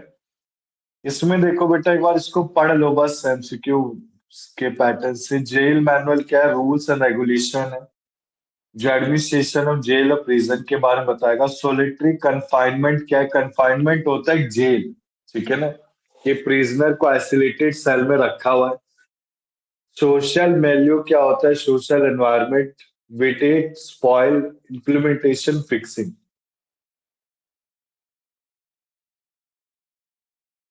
तो इसके बाद देखो हम पढ़ते हैं, एक मिनट, आपका टाइप्स ऑफ जेल। ठीक है ना। Types of jail are very important है, ये टाइप्स ऑफ जेल दिखना चाहिए, ठीक है ना। तो सबसे पहले देखो टाइप्स ऑफ जेल को कितने जेल में बांटा गया, 8 जेल। सबसे पहले आता है आपका सेंट्रल जेल। सेंट्रल जेल का एक लार्जेस्ट जेल होता है compare to other types of jail. इसमें बेसिकली लॉन्ग 2 साल से ज्यादा, अगर 2 साल से ज्यादा के लिए किसी को इम्प्रिजनमेंट हुई तो उसे किस में डालेंगे, सेंट्रल जेल में डालेंगे। क्लियर है बेटा ये चीज। इसके बाद देखो डिस्ट्रिक्ट जेल कौन से होते हैं। डिस्ट्रिक्ट जेल एक मेन प्रिजन होती है स्टेट के और यूनियन टेरिटरीज की, जहां पे कोई सेंट्रल जेल नहीं होता है। सब गोल क्या है, एक सिमिलर प्रिजन है जो सिचुएटेड होगा sub divisional level in the state. ये सब जेल क्या है, इसमें सब डिविजनल लेवल स्टेट के आते हैं स्मॉल प्रिजन। वुमेन जेल देखो आप, वुमेन जेल बेसिकली वुमेन्स के लिए बनाया गया है जो वुमेन गलत करती है। ये कोई इनका लिए कोई अलग से जेल नहीं है, बस एक जैसे जेल है। अब जेल में काफी सारे डिवीजन होते हैं, ठीक है ना, कि जैसे कोई थोड़ा सा पागल है उसको अलग से डिवीजन में रखा है, कोई वुमेन है उसको अलग से डिवीजन में रखा है, तो ये सारे डिवीजन है। इसके बाद देखो आपका आता है ब्रोस्टल स्कूल। ब्रोस्टल स्कूल आपको पता है जो यंग ऑफेंडर के लिए होते हैं। इसमें बेसिकली प्राइमरी ऑब्जेक्टिव इस स्कूल का क्या होता है, to ensure care, welfare and rehabilitation of the young offender. So basically borstal school आपके 2 टाइप्स के होते हैं, ओपन इंस्टीट्यूशन और close institution. Clear. It is made basically for 15 to 21 years, ये 15 से 21 सालों के लिए बनाया गया।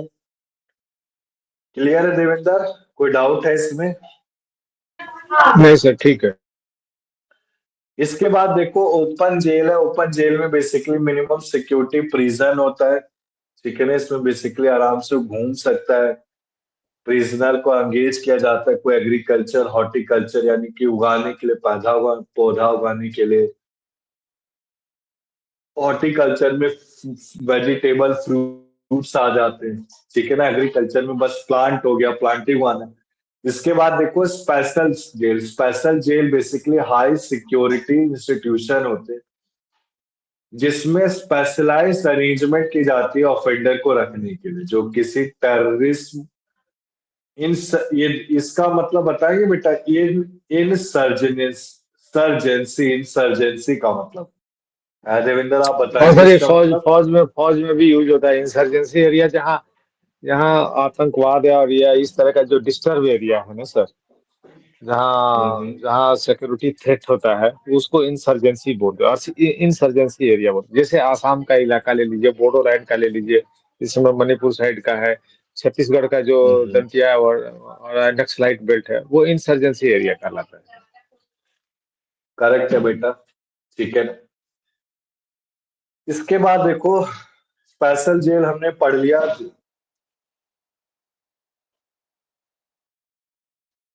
ये स्पेशल जेल क्रिएट किया जाता है हाई सिक्योरिटी इंस्टीट्यूशन के जो स्पेशलाइज्ड अरेंजमेंट होती है ऑफेंडर के लिए, जो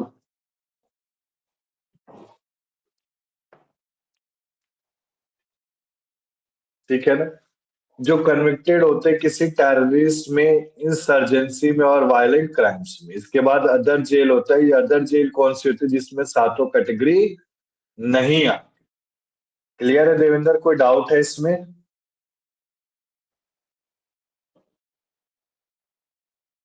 नहीं सर, चलिए सर। ठीक है ना। इसके बाद देखो आप,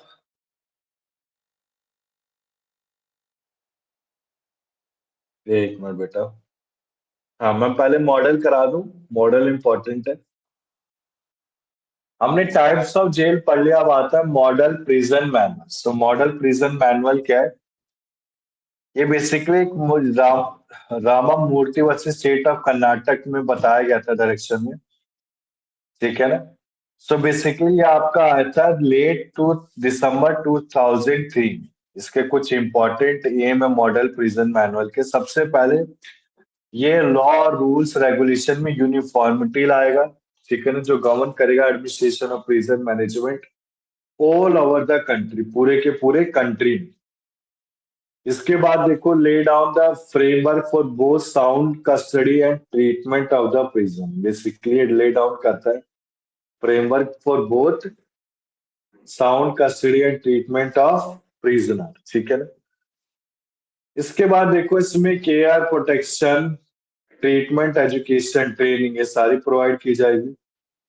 इसके बाद देखो ये procedure to evolve such procedures for protection of human rights of the prisoner. ये बेसिकली तो ये आपका इवॉल्व करेगा procedure for protection of human rights of prisoner के लिए, ठीक है ना। इसके बाद देखो ये प्रोवाइड करेगा scientific basis for treatment of special categories of the prisoner such as women, adolescents and high security prisoner. ये प्रोवाइड करेगा scientific basis for treatment of special categories of prisoners के लिए। इसके बाद देखो ये डेवलप करता है coordination between the department of prison and correctional service and other components of criminal justice system. So basically coordination create करता है आपका between department of prison and correctional service and other components of criminal justice system. इसके बाद देखो फिर आता है आपका ये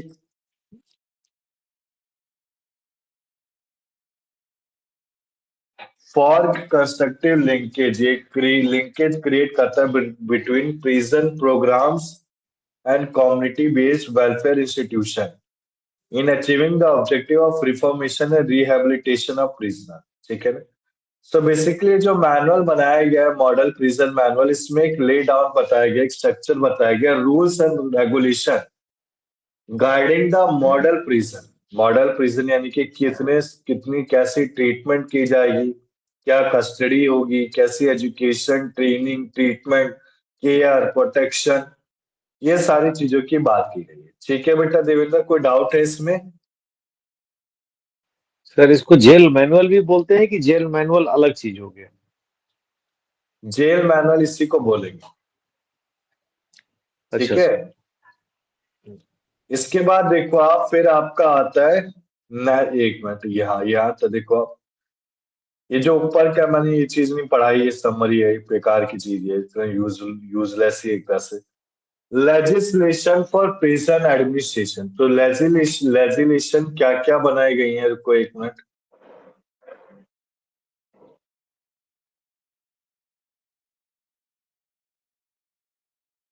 लेजिस्लेशन क्या था देखो, प्रिजन एक्ट 1894। जो लेजिस्लेशन कहने का मतलब है जो आपका रूल रेगुलेट करता है वो क्या करता है, प्रिजन एक्ट 1894। अब देखो इसमें देखो लेजिस्लेशन में, हाँ वही है बेटा, इंडियन प्रिजन एक्ट 1894 इसको रूल को रेगुलेट करते हैं। तो इंडियन जेल आज की तारीख still run with century old legislation. जो आपका जेल है वो कब से चला आ रहा है, इंडियन प्रिजन एक्ट 1894 से आ रहा है। इसमें बेसिकली सारे के सारे civil prisoner, trial prisoner, criminal prisoner के लिए एप्लीकेबल होता है ये लॉ आपका, ठीक है ना। जो कॉन्सेप्ट है प्रिजनर लेबर का वो अर्निंग डिफिकल्ट है एक्ट से। अब ये बेसिकली प्रिजन एक्ट कास्ट करता है responsibility of prison management and administration over the state government, clear. इसके बाद देखो इस लॉ में पूरी की पूरी एक यूनिफॉर्मिटी है लॉ रेगुलेशंस में governing the prison in the country. So basically आपका ये समझा रखा है इसमें जो स्ट्रेटेजी दी गई है रिहेबिलिटेशन एंड रिफॉर्मिटी की पावर्स की, वो इनकॉर्पोरेट की गई थी prison system of the country. Article 10 of international covenant of civil and political rights mandate state sign his covenant. ये कॉन्विनियंट का मतलब क्या होता है देवेंद्र, कुछ आइडिया है आपको?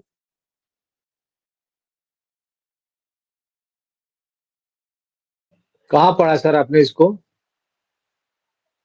ये रहा बेटा, ये जो स्क्रीन में शेयर हो रहा है ना, देखो मैं इसको बड़ा कर देता हूँ, काफी बड़ा कर दिया मैंने। हाँ हाँ, दिख गया सर। दिख गया ना, इसका मतलब हाँ, है क्या? कोवेनेंट।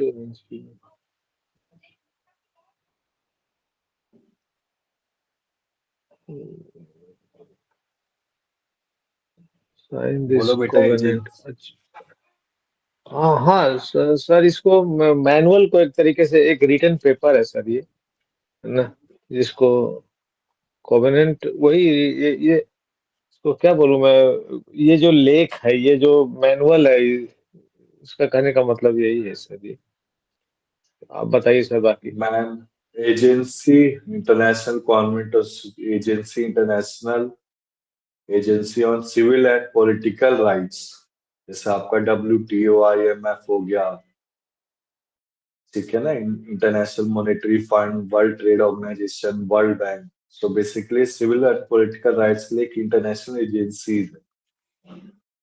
तो बेसिकली देखो आप, हम ये समझेंगे कोर इस समरी में क्या निकली, प्रिजन को कौन सा प्रिजन एक्ट 1894 करता है, किसके तहत करता है, एक आर्टिकल 10 ऑफ इंटरनेशनल कॉन्वेंट और सिविल एंड पॉलिटिकल राइट्स के तहत। क्लियर ये चीज। अब आता है देखो नेशनल पॉलिसी एंड प्रिजन। अच्छा देवेंद्र, हमने पढ़े थे कितनी तरह की वो होती है टाइप्स ऑफ जेल, बस नंबर बता दो एट आप, वो प्रकार मत का, बताओ। एट एट एट बताया था ना हाँ सर एक आपने। कुछ, हाँ कुछ आइडिया, जैसे कुछ एक दो हाँ एग्जांपल हाँ देना चाहोगे हाँ, आप? बिल्कुल सर। सेंट्रल जेल है जिसमें 2 या उससे ज्यादा की सजा जिसको होती है, जो कन्विक्टेड होते हैं, हाँ हाँ। 2 साल या उससे ज्यादा जिनको सजा हो जाती है, तो सेंट्रल जेल में है।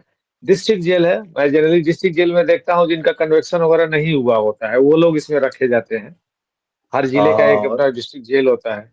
सब जेल है, हम्म वुमेन जेल है, उसके बाद हम्म रोस्टर स्कूल है, ओपन जेल है वेरी गुड। जिसमें स्पेशल जेल है, अदर जेल जो इस 7 प्रकार के नहीं है और कोई दूसरा हो सकता है, वो तो दैट इज 8 प्रकार के जो जेल है सर ये। और हम्म ओपन जेल में मिनिमम सिक्योरिटी रखी जाती है ना सर। और जैसे हाँ फार्मिंग करेक्ट वगैरह बेटा। होता है, एग्रीकल्चर वगैरकल्चर का कुछ स्पेशल ट्रेनिंग दी जाती है हाँ लोग। ये मैंने हॉर्टिकल्चर। देखा है, जो लखनऊ में आदर्श जेल था एक सर, जो मैं लखनऊ हम्म में काफी दिन रहा हूँ, तो आदर्श जेल में के कर्मचारी जो लखनऊ में है सर, एक एक शुगर केन रिसर्च सेंटर है सर, है ना सर, वहीं पे तेली बाग के पहले ही पड़ता हम्म है। तो उसमें वो जेल के जो कैदी थे आके गन्ना उपजाते थे, खेती करते थे, है ना सर, हम्म आदर्श जेल के कैदी। तो ओपन जेल के ही वो लोग रहे होंगे सर। तो ये 8 प्रकार की जेल है। फिर आपने पढ़ा दिया मैनुअल प्रोविजन मैन, है ना सर, मॉडल प्रोविजन मैनुअल जो 1894 हाँ, इंडियन पे है सर, प्रिजन जो एक्ट जेल। 1894 इसको गाइड करता हाँ है, जेल को हाँ, कौन बेस्ड से ऑन, एक्ट गाइड करता है। क्या बोले सर आपने, एक वर्ड इस्तेमाल किया था, बेस्ड ऑन, कुछ 10 कुछ बताया था, क्या था सर? 10 आर्टिकल कवर, 10 बेटा, article 10 of international based covenant on on civil and political rights. ठीक आर्टिकल है ना, 10 of, article 10 of, international article 10 of international covenant on civil and political rights. ठीक है। अच्छा, हम्म हाँ ये सर ठीक बेसिकली है। आपका एक एक बॉक्स है, को एक मिनट बेटा मैं दिखा देता हूँ। मुझे इतना जल्दी तो याद नहीं होता, पर पढ़ लेता हूँ तो थोड़ा बहुत कुछ ध्यान रहता है, तो एक बार पढ़ता हूँ तो फिर याद आ जाता है। नहीं सही है यार। ठीक है ना। अब देखो इसका एक लास्ट टॉपिक रह गया है, फिर क्लास को एंड करते हैं हम। आज का क्लास बोरियत तो लाया होगा, है देवेंद्र? नहीं सर, हम तो एंजॉय करके पढ़ रहे हैं सर, थोड़ा बहुत बीच बीच में मैं चूंकि जर्नी करके आया हूँ लगातार कई दिनों का, कोई इशू नहीं है, लेकिन हम्म फिर भी मैं उसको अटेंटिवली सुन रहा हूँ सर। हम्म सही है। तो क्या कार से गए थे कि वो उससे ट्रेन से? नहीं, ट्रेन से गए थे सर। ट्रेन कार से से तो यहाँ यार से गए हालत थे, खराब सीधे होती है। इलाहाबाद गए थे हम सफर से। ट्रेन पकड़ी थी हमने, इलाहाबाद हम्म घूमे, फिर 2 दिन वहां रुक के, एक रात 2 दिन हम वहां रुके, फिर आ गए हम लखनऊ आ गए। लखनऊ में फिर हम्म हमने अर्टिगा ले लिया। हम 8 आदमी का टीम था हमारे पास, 8 या 9 आदमी थे, खुद ही हम लोग कार ड्राइव की, मैं और एक लड़का था, हमारा एक मित्र है, उनका हम्म लड़का था, तो दो अर्टिगा से हम लोग अयोध्या गए। अयोध्या से वापस हम्म आए स्टेशन पे, फिर उस कार को हमने हैंड ओवर कर दिया उस बंदे को, तो हमने हायर कर लिया था एक कार, खुद ही ड्राइव कर रहे थे हम लोग।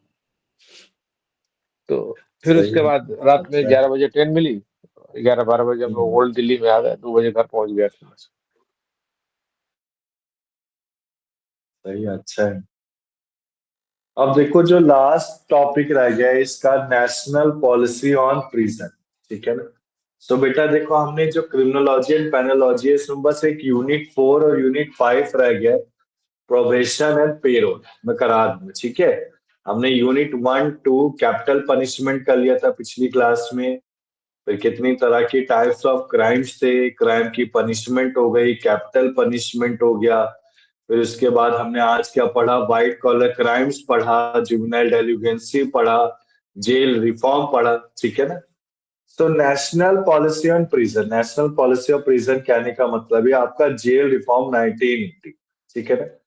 सो आपका देखो हमने पढ़ा इंडियन प्रिजन, अगर प्रिजन की बात की जाए तो 19 पहले क्या आया आपका, जेल रिफॉर्म आया 1980 में आया।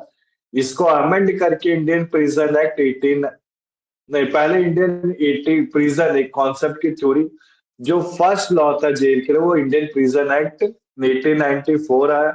उसके बाद आपका जेल रिफॉर्म 1980 आया।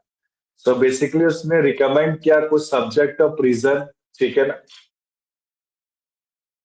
इसमें देखो क्या क्या आई चीजें, जैसे कि प्रिजन जो कंट्री है जो रिफॉर्म री एसिमिलेट करता है ऑफेंडर को social by giving them appropriate correctional treatment देता है, enactment of uniform comprehensive legislation modern principles के देता है। इसके बाद एक state and union territory department of prison correctional service code, कैसे अडल्ट एंड यंग ऑफेंडर के साथ ट्रीट करना है। ठीक है ना। उसका probation, institutional care, non institutional service, कुछ कंडीशन हर प्रिजन के अलाइड इंस्टीट्यूशन की जो मेंट है किसके लिए, कस्टडी एंड केयर ट्रीटमेंट के लिए। ठीक है। इसके बाद देखो programme for treatment of offenders shall be individualized and shall aim at providing them with opportunities। ठीक है ना। इसके बाद देखो payment of fair wages, other incentive are associated with work program to encourage inmate participation in such program। Prison prison कोई jail नहीं है, confinement of children के लिए उनको जो 18 से अंडर 18 18 से कम के लिए एक तरह से थ्योरी कॉन्सेप्ट दिया गया है। ठीक है ना। तो जो 18 साल से कम है उन्हें प्रिजन में नहीं भेजा जाएगा। एक सेपरेट इंस्टीट्यूशन हुआ किसके लिए, यंग ऑफेंडर के लिए, जिसे प्रोस्टल स्कूल किया गया था। ठीक है ना। वुमेन ऑफेंडर के लिए सेपरेट इंस्टीट्यूशन बनाया जाएगा। ठीक है ना। जो स्टाफ है इंस्टीट्यूशन के वो वुमेन एम्प्लॉयज ही होनी चाहिए। Clear. Work and trade programme होना चाहिए सेम वुमेन के लिए। इसके बाद एक एफिशिएंट फंक्शनिंग होनी चाहिए प्रिजन की, जो डिपेंड करेगा upon the personal qualities, educational qualification, professional के बारे में। इसके बाद देखो आप फिर लास्ट आपसे क्या कह रहा है, जो प्रिजन फॉर्मिंग पार्ट है क्रिमिनल जस्टिस सिस्टम के फंक्शनिंग के, वो सिस्टम यानी कि पुलिस। सो बेसिकली जो आपका क्रिमिनोलॉजी एंड पेनोलॉजी इसमें पुलिस का, प्रोसिक्यूशन, जुडिशरी का काफी अच्छा योगदान। ठीक है ना। सो पुलिस, प्रोसिक्यूशन, जुडिशरी है वह bearing on working of prison होना चाहिए, necessary to effect the proper coordination among these branches, और ये गवर्नमेंट इंश्योर करेगा coordination at various level. Clear है ये चीज। सो बेसिकली ये जो लॉ मुल्ला रिकमेंडेशन में लाए गए थे, इंडियन प्रिजन बिल 1996 प्रिपेयर किया गया था। ठीक है ना। इसमें prison administration treatment of prisoner bill 1998 जो प्रिपेयर किया गया था, किससे, नेशनल ह्यूमन राइट्स कमीशन से, जो commission of India. Again a new जो इसमें बेसिकली कुछ पुरानी बातें थी, पुराने बातों को नए बातों में लाया गया। ठीक है ना। जो इंडियन प्रिजन बिल था उसको अनेक्टेड किया गया था प्रिजन मैनेजमेंट बिल 1998, जिसमें क्या आया था आपका मॉडल प्रिजन मैनुअल आया था। कब, दिसंबर 2003। क्लियर है देवेंद्र, आपको कोई डाउट है इसमें? नहीं सर, ठीक है। तो बेटा आज हमने क्या क्या 3 topic main topic cover up किए।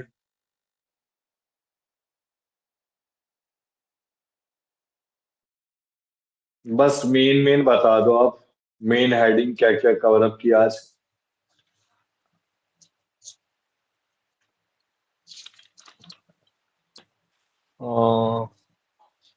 सर इसमें आपने व्हाइट कलर हाँ।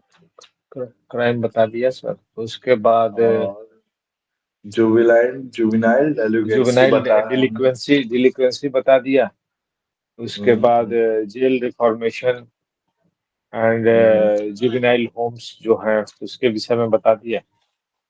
तो उसके बाद मॉडल प्रिजन मैनुअल है, जिसको जेल मैनुअल भी बोल सकते हैं। फिर उसके बाद नेशनल पॉलिसी ऑन प्रिजन 1980, है ना सर। फिर वो 90, फिर दूसरा इंडियन प्रिजन बिल भी आया 1996 में।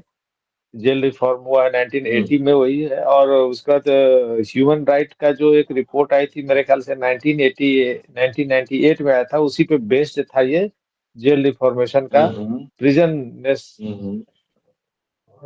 इंडियन प्रिजन बिल जो आया दोबारा से, ये 1996 का, 98 का। हम्म।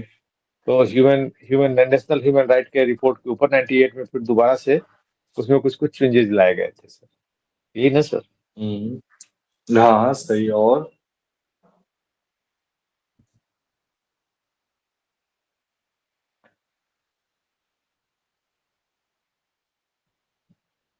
कौन सा फिलहाल तो यही याद आ रहा है। हाँ बेटा,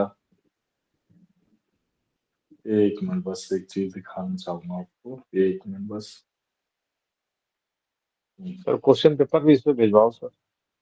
हाँ वही सर करने थर्ड ईयर वाला हूँ वालों से बेटा। थोड़ा रिक्वेस्ट करना पड़ेगा आपको एक बार, है ना। थोड़ा रिक्वेस्ट होने से क्या है कि वो लोग दे देंगे, क्योंकि अदरवाइज तो वो बुक आ सही जाएगी तो बोलो उसमें यार भी होता कार्य है। को। वो बुक भी जो होती है ना सर, संजय वाली, उसमें भी बैकईयर के पेपर होते हैं। हम्म। लेकिन अभी वो निकली नहीं मैं होगी सर, वो निकली थी एक एग्जाम के कुछ दिन पहले, महीने 2 महीने पहले आती है। हम्म। अभी तो आ जाएगी, पिछले साल तक के क्वेश्चन पेपर आएंगे। इस साल का जो क्वेश्चन पेपर आया था, या पिछले साल जो पिछला क्वेश्चन आया हुआ, वो उसमें नहीं इनकारपोरेट होगा अभी। अगर पहले तो बिकता नहीं होगा अभी, किसी के पास बचा होगा। ब्रजवासी एक पब्लिकेशन है, ब्रजवासी बुक डिपो है, बीएसए कॉलेज के बगल में सर। हम्म। वहां से ये सब मिल जाता है। क्या नाम है, ब्रजवासी? हाँ, ब्रजवासी बुक डिपो। ठीक है, एक बार मैं ही करता हूँ बात। ब्रजवासी गूगल में मिल जाएगा ये? गूगल में पता नहीं, आइडिया नहीं है, लेकिन मेरे पास उसका फोन नंबर वगैरह है। मैं लास्ट ईयर मंगाया था उनसे, तो उन्होंने भिजवाया था कुरियर से मेरे लिए, काफी किताब मंगवाया था। हम्म। क्या नंबर है वो बोलोगे बेटा एक बार आप? एक सेकंड होल्ड करिएगा सर। ठीक ठीक। फिर मैं पेपर खोला हुआ हूँ ना। बोलो बोलो, कोई नहीं, आप बोलो। सर ब्रजवासी का है हम्म।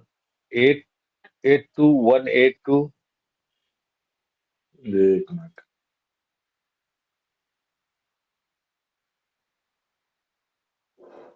एक मिनट बेटा बस। 82 182। 882182 हाँ जी। 3443 3 4 4 3। 3। एक ठीक है, और है सर, 82। हाँ हाँ। 8218234443। ये एक नंबर मैंने अभी बताया।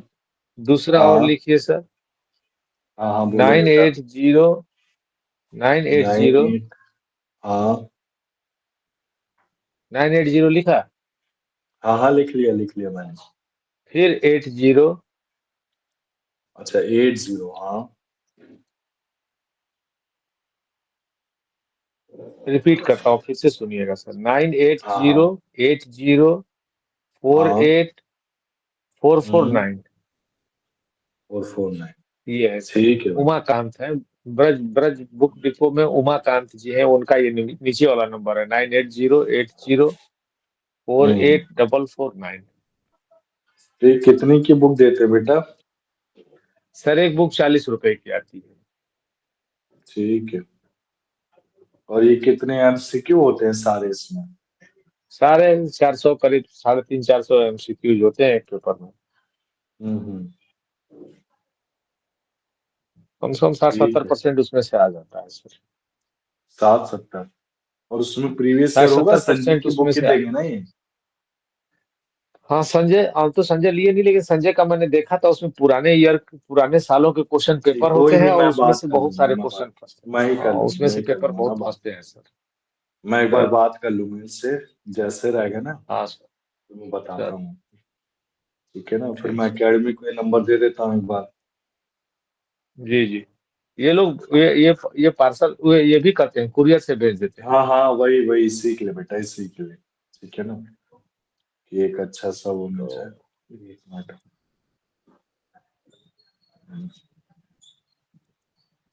एक मिनट बेटा, देखो आप।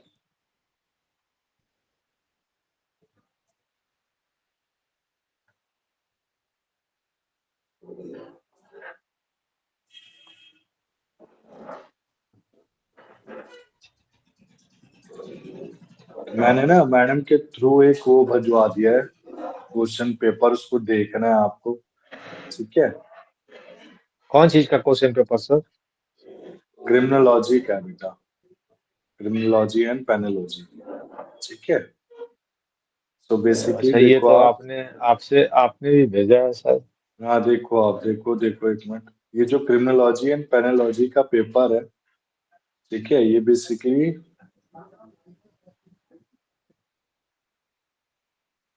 2021 का है ये। इसको गो थ्रू करना है, मैंने स्क्रीन में भी ओपन कर रखा है। ठीक है ना। मैं खोल लिया हूँ, आपने जो भेजा उसको खोल लिया है सर।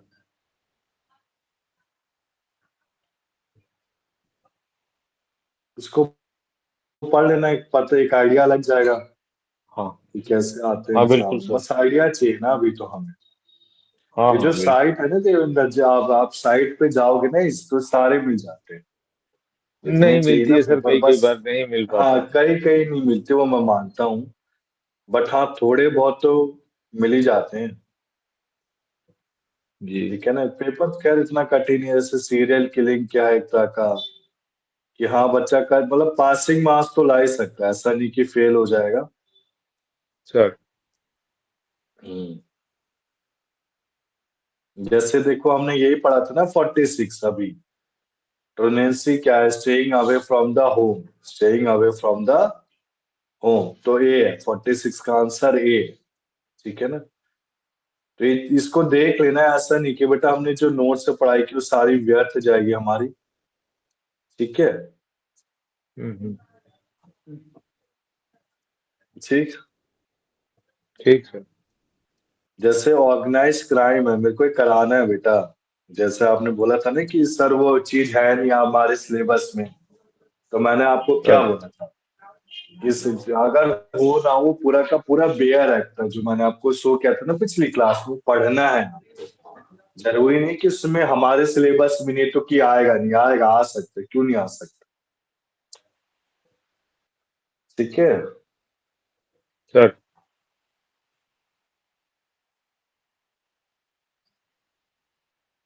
पेपर तो खैर अच्छा बनाते हैं लोग, ये तो मैं बोलूंगा। मतलब दिमाग यूज करने वाला होता है इनका पेपर, कि गलत कह रहा हूँ? नहीं ठीक है सर, इसमें दो तरह के है सर। जो लोग पढ़ने हम्म। वाले हैं उनके लिए भी अच्छा स्कोर कर सकते हैं, और जो लोग हम लोग जैसे जो कम पढ़ते हैं उनको भी पास हो जाने में आसानी है। हम्म। अगर ये क्वेश्चन मैं तो पेपर ये अगर कहता हूँ। डिस्क्रिप्टिव हो जाए तो मैं बता रहा हूँ कि 10 में हाँ। से 2 लोग या 1 लोग पास हो पाएंगे। अरे तो एलएलबी सेकंड ईयर में कोई कदम भी ना रख पाए, मैं ये कह रहा हूँ। एलएलबी हाँ का मतलब ही हाँ बिल्कुल थ्योरेटिकल सर। ज्ञान होता है। हाँ और वही ना, आपकी आसान है। कितनी सहूलियत है, फर्स्ट ईयर की क्लास में हमने समझी थी ये बात, कि आपका एमसीक्यू पैटर्न है। ठीक है, फिर आज के लिए इतना रखे हम देवेंद्र फिर। हाँ ठीक है सर, ठीक है सर। ठीक है ना। आपकी जो नेक्स्ट क्लास है ना बेटा, वो होगी नहीं, क्योंकि 26 जनवरी से, फरवरी के 2 फरवरी से स्टार्ट होगी क्लासेस। ठीक ठीक ठीक है ना। सर, नेक्स्ट ठीक मैंने रखी नहीं LLB फर्स्ट सेकंड ईयर की भी नहीं रखी इधर क्लास, कि एक वो है ठीक कि थोड़ा एंजॉय भी कर लेंगे ना सब फैमिली के साथ। ठीक है। ठीक ठीक। ठीक है बेटा, ठीक। ठीक। Bye sir. बाय बेटा, बाय।